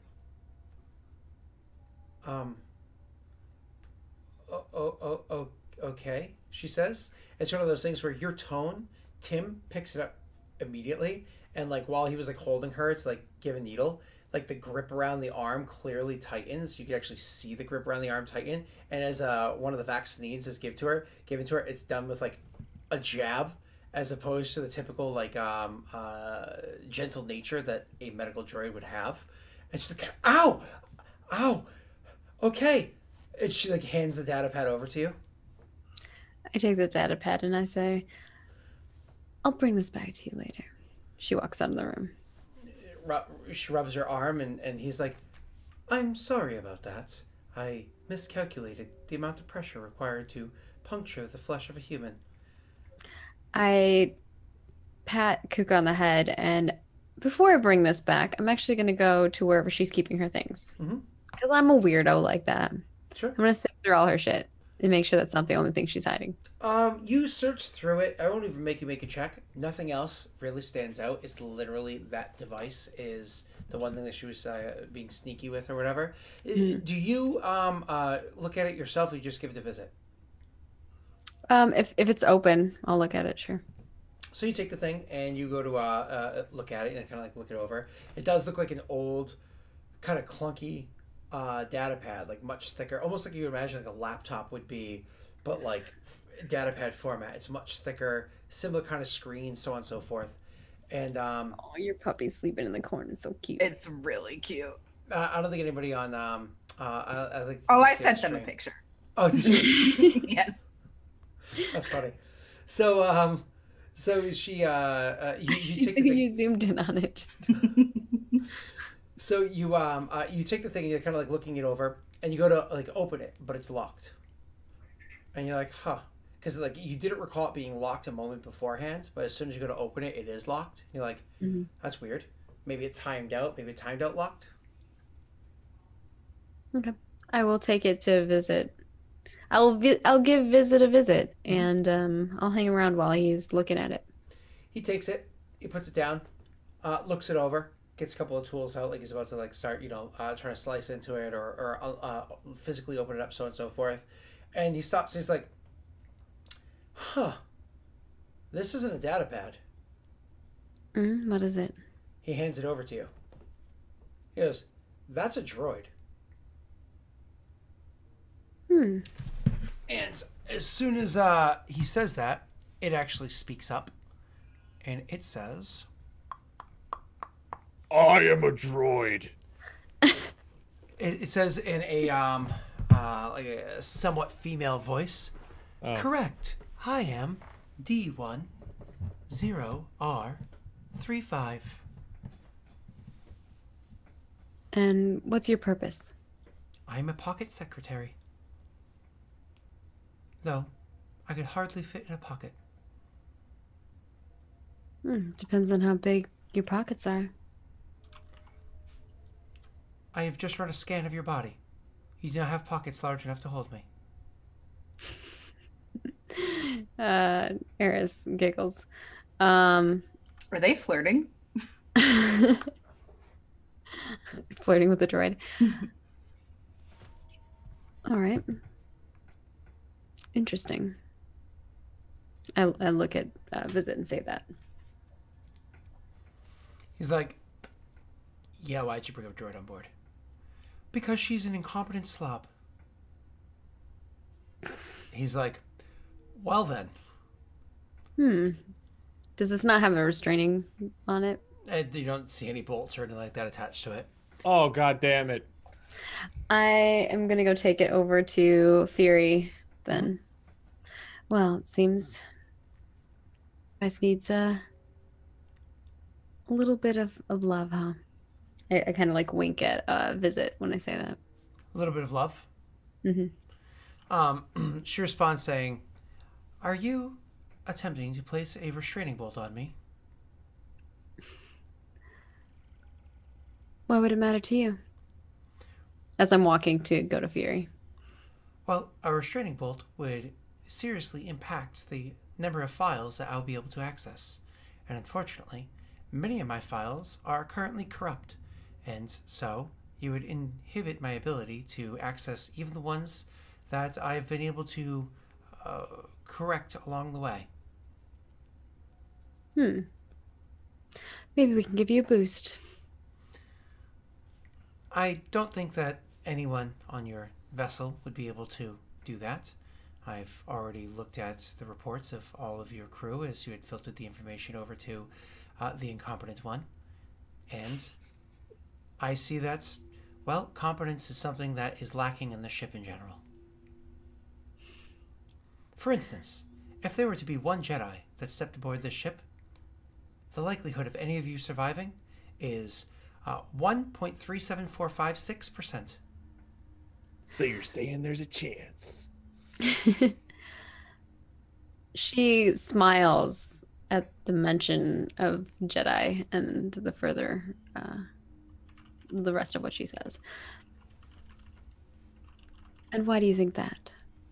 Who says there's not already one on the ship? A Jedi? There is no Jedi on this vessel. And this is why you're a droid.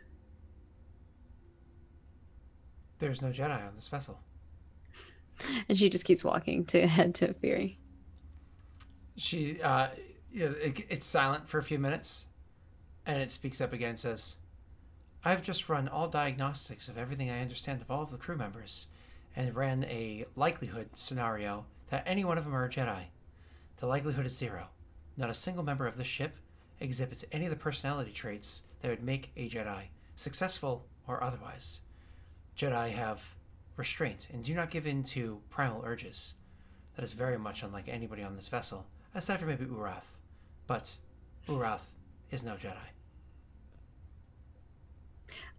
As soon as I get to Fury, I just let it talk. Whatever. Yep. So it finishes its saying, and then Fury's looking at the thing and says, he looks at the thing, looks at you, shrugs. Think you can help it access its memory faster. It seems like it's having some corrupt files. I'll open it up. I would dissuade you from doing that. I slide it over and hand it to him. It's just a droid to me. Mm-hmm.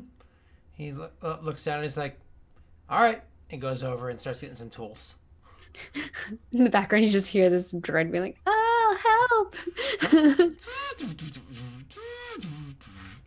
And so the data pad starts getting like, take it open.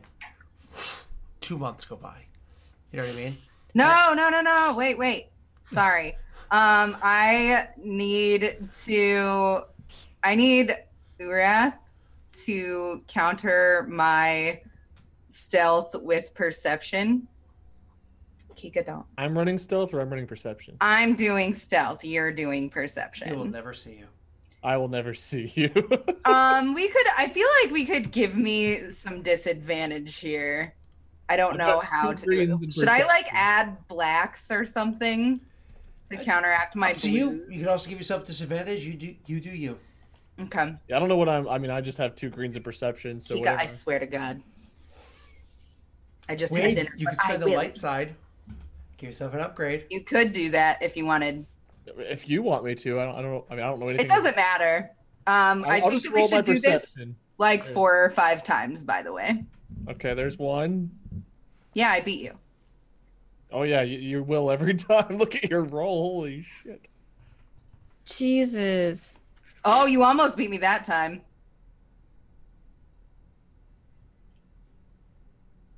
I rolled again. What is That's 4. Here's 5. Oh, 3 successes. Beat that. It's possible. I've rolled a couple of 2s. Kiko, Jesus. She heard you say Kuka. Right. I don't even know. I think we left you on that planet. I've not even seen you since we got in space. Okay, that's all I needed you to do. Okay.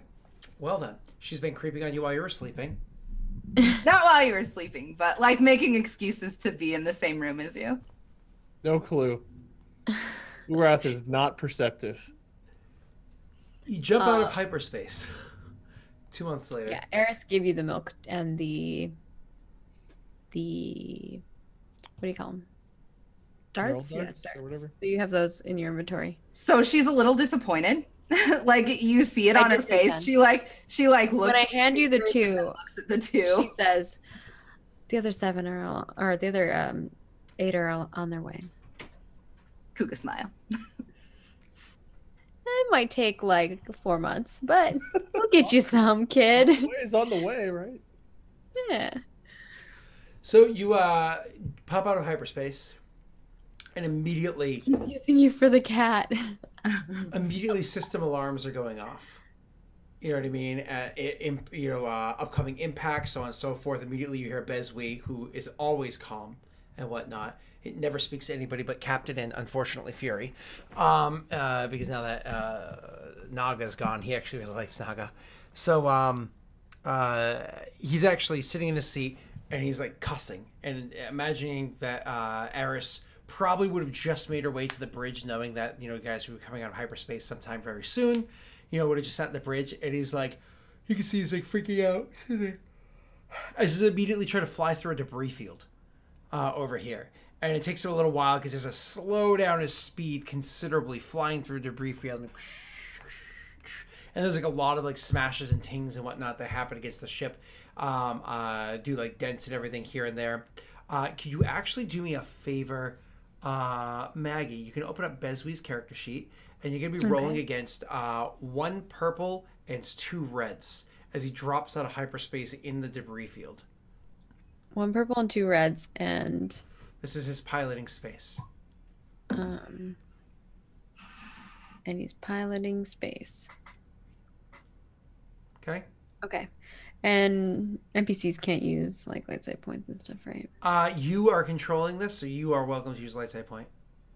It's your half of the story. What is the downside of this? Is basically he's trying to pilot through the debris, right? What's the downside to failing? Your ship blows up. That's the worst case scenario. The likelihood's pretty slim. How'd your party die? NPC failed a piloting check. Well, then we can use light side point, and we will downgrade that red because that freaks me out. Scott, you mother. I'm also going to downgrade one of his piloting checks. Okay, so that's 1 downgrade on my side, right? And 1 downgrade on mine. If you want the campaign to end, Scott, just say so. All right. Is he getting any assistance? Technically speaking, because your cockpit has like who is co-pilot. the co-pilot? I imagine he wouldn't have. He didn't expect to come out into a debris field, so no, he's not getting assistance. We do have a co-pilot. It is. Didn't they die? The sheet. They got vented. Oh no. Yeah, that's right. I killed them. But again, it was a surprise. You guys aren't like in combat prepared for this, so on and so forth. All hands on deck. All right, piloting space. You said. Mm-hmm. What? Okay. It's a fail. That's our pilot. 1 yellow and 1 green. No, was 2 he has. yellows. Oh, it was downgraded. Yep. So it's 2 yellows normally. Yeah. So it's NBC, dude. What do you expect? That's what Trinity's about to be. So you guys are flying through the field, and unfortunately, he ends up hitting so much debris, dropping out of space, and not everybody's Kyle. So dropping out of space and just having all of this stuff in front of him, just like literally the windshield on the front of the ship gets this nasty scratch along the side of it that you guys just. It's like when you're driving in the rain, you got to use your wipers, right? Otherwise, God damn it! Yeah, you get repairs on my ship again. Never scratches along the side of the vessel, so on and so forth.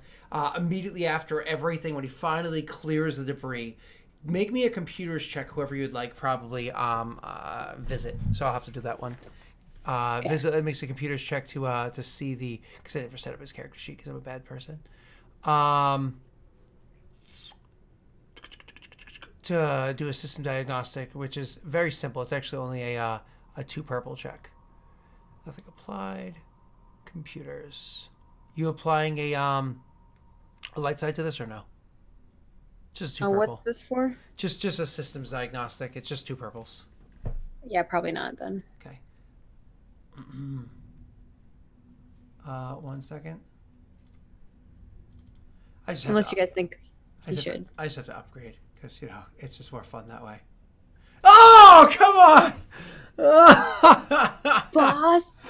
Suck dude, it. Visit! Times 3. God damn it. It's because Visit got to go off of the ship for once. He's been like cooped up on the ship for for a real long time, actually. He went and got laid. He's Well, we're doing gonna get real him good laid now. again for that check. This Maybe is, he got laid by waifu. oh, hey. He's literally the best NPC on the ship consistently. So, anyways, Naga was pretty good. Then he got spaced. So, Bastion's pretty naked. so he is I able didn't to. kill Naga. Is Naga dead? Urath killed Naga. No. I left Naga alive. Yeah. Oh, Eris ordered him finished off though, because I remember because Kuka was trying to save him. The bot finished him off. Yep. Yep. Our droid has more kills than Urath. Our medical droid. But it might be older than Urath too. Oh no. So anyways, Hot. he does He had information. he does a successful systems diagnostics, is able to find out that in fact one of your weapons are offline. So I don't know if you remember, but your ship actually has several weapons on it. I believe it has 2 linked guns, and it also has a torpedo cannon. So your that gun is actually offline. But with your triumphs that you rolled there, one of them are going to be able to tell you that without having to do any further check, he's actually able to discover the reason why that one is literally offline is because there's a physical cable cut that is you guys would have to go into the outside of the ship to be able to access that cable and reattach Not this it. again. So to reattach that cable and make sure that it's fully functioning, so you have your torpedo launcher back online. However, with your other triumph, I'm just going to allow that to pass on to an upgrade for whatever next die roll you guys make. All right. So, next couple weeks. I'm just kidding. so he's standing there. So he does this diagnostics or whatever. But that happens. This information comes in while you guys are RPing. So finally, Beswie clears the field, and it's literally as soon as he clears the field, and you're sitting there. I imagine your seat. You put like the strap on or whatever that you have to keep yourself like secured into the seat as all this crazy shit's happening. Shut up, Doxy. Say seatbelt, Scott. Just say seatbelt. It's Doxy's fault. You guys are the worst. I'm now red. So It's okay. We understand. Sometimes you got to put a strap on. I'm as red as Bird right now. Okay, so you put the seatbelt on. You strap in, and Strap in and strap on. oh, okay. Are these cloaks made of leather by any chance? Are we BDSMing up in here? Oh, I'm sure a lot of people are wearing leather on this ship. And they're all strapping on. So moving on, you guys after you finally clear the debris field, and there's all chunks of metal everywhere, and you don't see any space stations, you don't see any spaceships, you don't see anything that around here, just a whole bunch of debris all about. Even the ship has a strap on. What does what's her name say anything first, Eris? As soon as you clear the field, Does what's her name say something to Eris? does Eris say anything like as soon as you clear the field? Do you say anything? Dude Did just he fucked up your ship. say what happened to the systems? No, so there's literally just clear the debris field, and it just said that obviously we got distracted by the laughter about strap on. He will give you his update in a second. Okay. Are we clear? Captain, I am so sorry. Yes, we are clear. I'm trying to figure out what that. I am so sorry. I have no idea how much damage is done to the ship. And he says, and he's just staring at the huge gouge in the front, glass. Yeah. We're gonna need repairs again. How come you didn't see that coming? I had just dropped from hyperspace. We were supposed to be coming across whatever was here. I think that's what it was. And he finishes turning the ship back around and getting lights on, so you just see glistening of metal, all about in front of you in space. I think whatever was here before was destroyed. Maybe we're not the first ones here. Maybe Susil beat us. Well, let's not stay still. Yeah. Hold on. Let me... Can somebody get on the scanners? He calls out back, to the rest of the ship. But honestly, you could do it, Maggie. It's a perception check. Can we do it? I do not do well with perception checks. Urath can. Kuka's okay at it. Huh. Either one of them just hop She into the... can't read though. Oh, you can't I feel read? like she would also just like sit on the scanner. So Urath can go and pop into the co-pilot seat and start doing scanning stuff. Yeah, I'll definitely help Kuka scan. No, Kuka can't scan. Yeah, sure. What's the difficulty? 3. Purple. How do you scout? You can use a light side point, buddy. If you want, you can use a light side point, yeah. We've got 3, so sure. You upgraded Alright. yourself? Yeah. Okay, go ahead. Oh no. That's a triumph. So you fail triumphantly. So you giving me narration on this one? Wait, you get an upgrade. You I did. Have, That you was did have an an upgrade, but then you chanced losing your triumph. Do you want to re-roll with the upgrade? Or do you want to Yes. get Failed, You're so supposed to get another upgrade, so you should have got 2 upgrades. 2 upgrades, okay. Wait, why 2? Oh, gotcha. Because we got a triumph earlier, and you said we would our next roll we would get So go a ahead, triumph. re-roll with your second upgrade applied. So you'd be rolling 2 yellows. Alright, and do I get an assist, a blue die from anybody? Nobody else is currently scanning. No one can scan. Kuka's Like sitting one- on the scanner, which helps stabilize it and makes it a better scanner. So you get a black die because you're looking at Kuka's ass instead of the actual device. You don't Yeah, get a none black- of us can assist you on this. If It's I'm not adding like a black die, I'm adding a blue die too. it's not an You're not getting a black assistable die. thing. You just get 2 upgrades. Alright. You just slide her to the side. Boom. Oh. Should have kept it where it was. Sorry, Wade. So, you fail horribly. Yeah, I shouldn't. We have no one that's perceptive of our group. So you I'm perceptive. I just can't read. Yeah. you're sitting there and running the scanning device. Unfortunately, you don't notice anything out of the ordinary until it's too late. And so it is he doesn't stay still, just as Aris just said, immediately trying to stick to the outskirts of this, because the debris field is dense. That's what he just kind of flew into, like was tearing apart the ship or whatever. There's still debris out here, but it's a small amount of it. Anything that's large, he could fly around. Anything that's smaller, he, tings off the ship. Doesn't really matter because you're not moving super fast or anything anymore. So as you guys are flying around the outskirts of the debris field, try to scan through it, try to figure things out. Urath, you're able to actually scan into the debris field and discover the fact that this is in fact an old ship that was here. You're like looking at that. You're not familiar with the model. You're not familiar with any details that you're able to discover. But anything that you scan, you take the bits of information that you can discover and you throw it into the computer, which is starting to try to piece together what it is that you're finding based off of what the scans it's making of the vessel. Problem is you are using an old program, and this computer hasn't been upgraded yet, so it doesn't know all newer models of vessels anyways. But pushing past all that, eventually you're able to discover it wasn't just one ship that broke down here, Wade. You're actually able to discover there are a few broken down ships here, a few fighters, as well as one much larger vessel, maybe a freighter.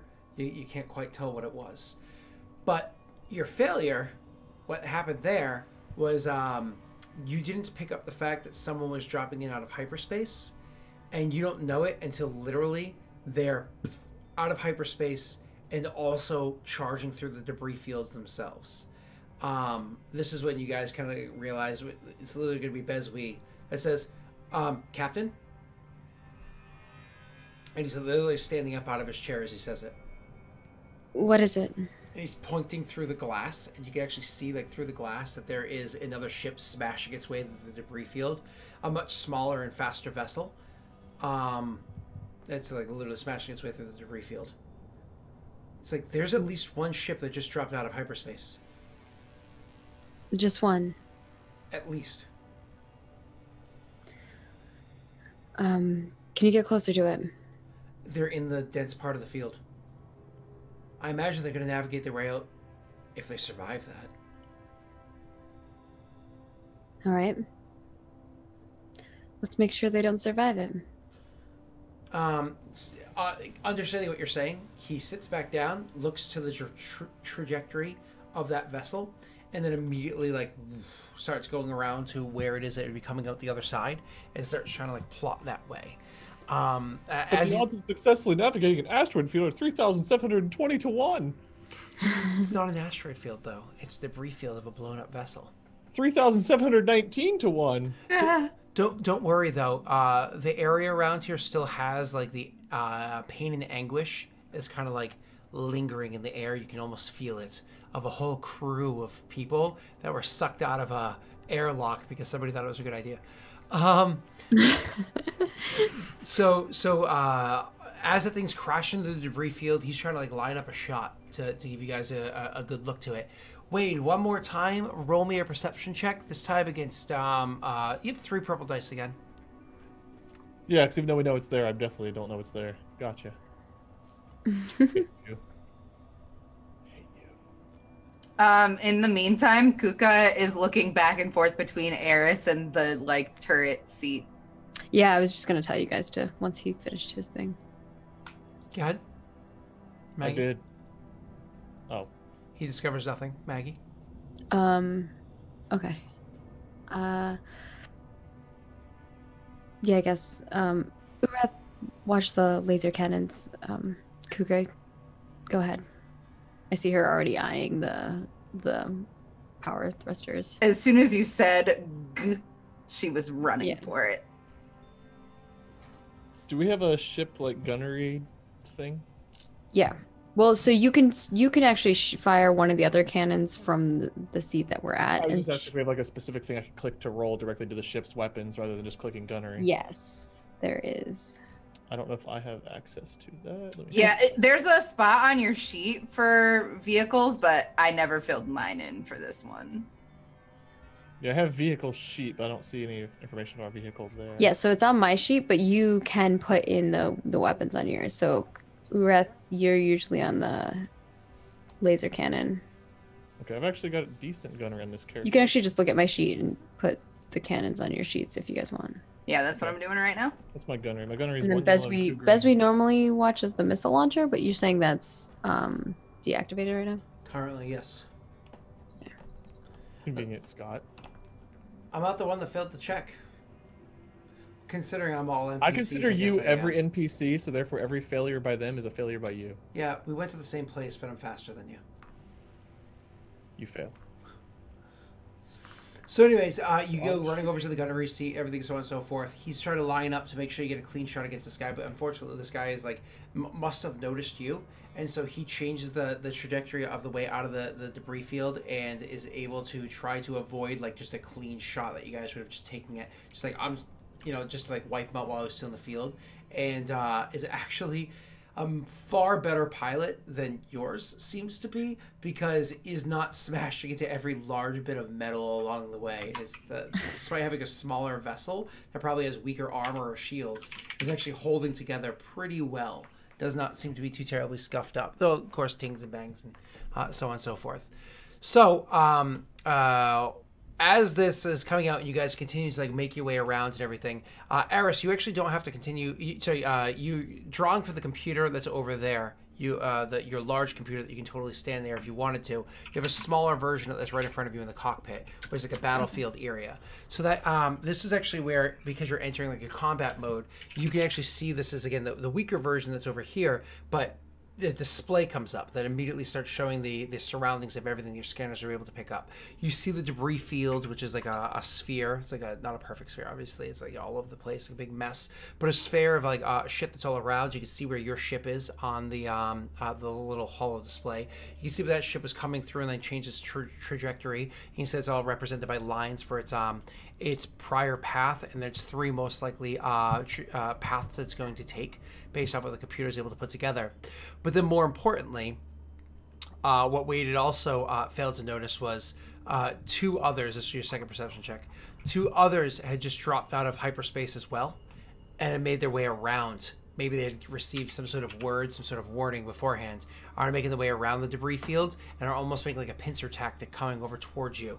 around. So you have one that's in front of you in the debris field and two that are coming around it, one on either side, making the way closing in. So the one that's in front of you is at short range. The other two are at long range. And I think with that, we should probably end the session because unfortunately starting combat right now is a terrible idea. Yeah, it's going to take us a while to get through combat. So... let me just test this really quickly. Sure. Sweet. Awesome. So, Wade, who are you? How can we find you? I'm Wade. I hate Scott. I hate Mathis. I have a YouTube channel, Lord Minion 777. Twitch channel, Minion 777. I'm a bitter old man. I play games, and I'm bitter there too. Tomorrow, you can find me here. We're doing Dark Sun tomorrow, right? Yes. Y'all hear that thunder? Yeah. It's crazy lightning and thunder, like flash, instant thunder right after. So this is a good time to end. That is a good time to end. Coming from you. So, go ahead. So Dark Sun tomorrow. Go ahead. That's it. I have no other interesting things. I'm married and I have puppies. That's it. There's no other interesting things about my life. I have a full head of hair and a very full beard. Doxy. I also have a full head of hair and a very full beard. I'm gonna be here tomorrow for Dark Sun. I'm gonna be a lady. It's gonna be fun. Also, you can just hit me up at ZER0DOXY on Twitch, or click my name and then hit the follow. My name. Click it. And then all my other links are on my page there. So you do you, boo boo. Bam. There you go. Nice and easy. Maggie, who are you? How can we find you? Hi, peeps. I'm Margaret Crone in all the places. Super easy to find me. My Twitter has my schedule pinned up there. I'm on like a lot of channels. I'm doing all kinds of things. I'm in 7 to 8 tabletop RPGs a week. So if you're interested in more tabletop action, I got you, fam. And I also do a lot of video game playing as well, where I upload new gameplay videos on my YouTube channel at Margaret Crone Plays. And yeah, that's all I got. Awesome. I'm Delric. You're on my channel, but I have another channel too. It's Delric. So, DAELRIC. Very simple. Google Are you it. nicer on that channel? Do you actually have combat happen in the same episode on that one? Oh, yeah. Yeah. Combat happens a lot more often. But don't worry. If you're ready for combat, there'll be combat tomorrow. Because you see, Mike's not going to be here tomorrow for Dark Sun. So, shut up, Mike. And Wade, it's your moment. It is. So all right, so that means Scott's going to throw some level 20 characters at me while I'm level 5. And I'm super excited to just murder Wade's character tomorrow. Yeah. But He's don't been worry. trying for a while. Doxy explicitly said, hey, listen, I want to make a character, and all my character does is watch Wade's character die. So... That sounds very like Doxy. Yeah, totally. Yeah. It's totally going to happen. Yeah. All right, everybody. Have yourselves a wonderful evening. Enjoy those And a Merry thunderstorms. Christmas. Is it time for that? Enjoy your anniversary. Bye.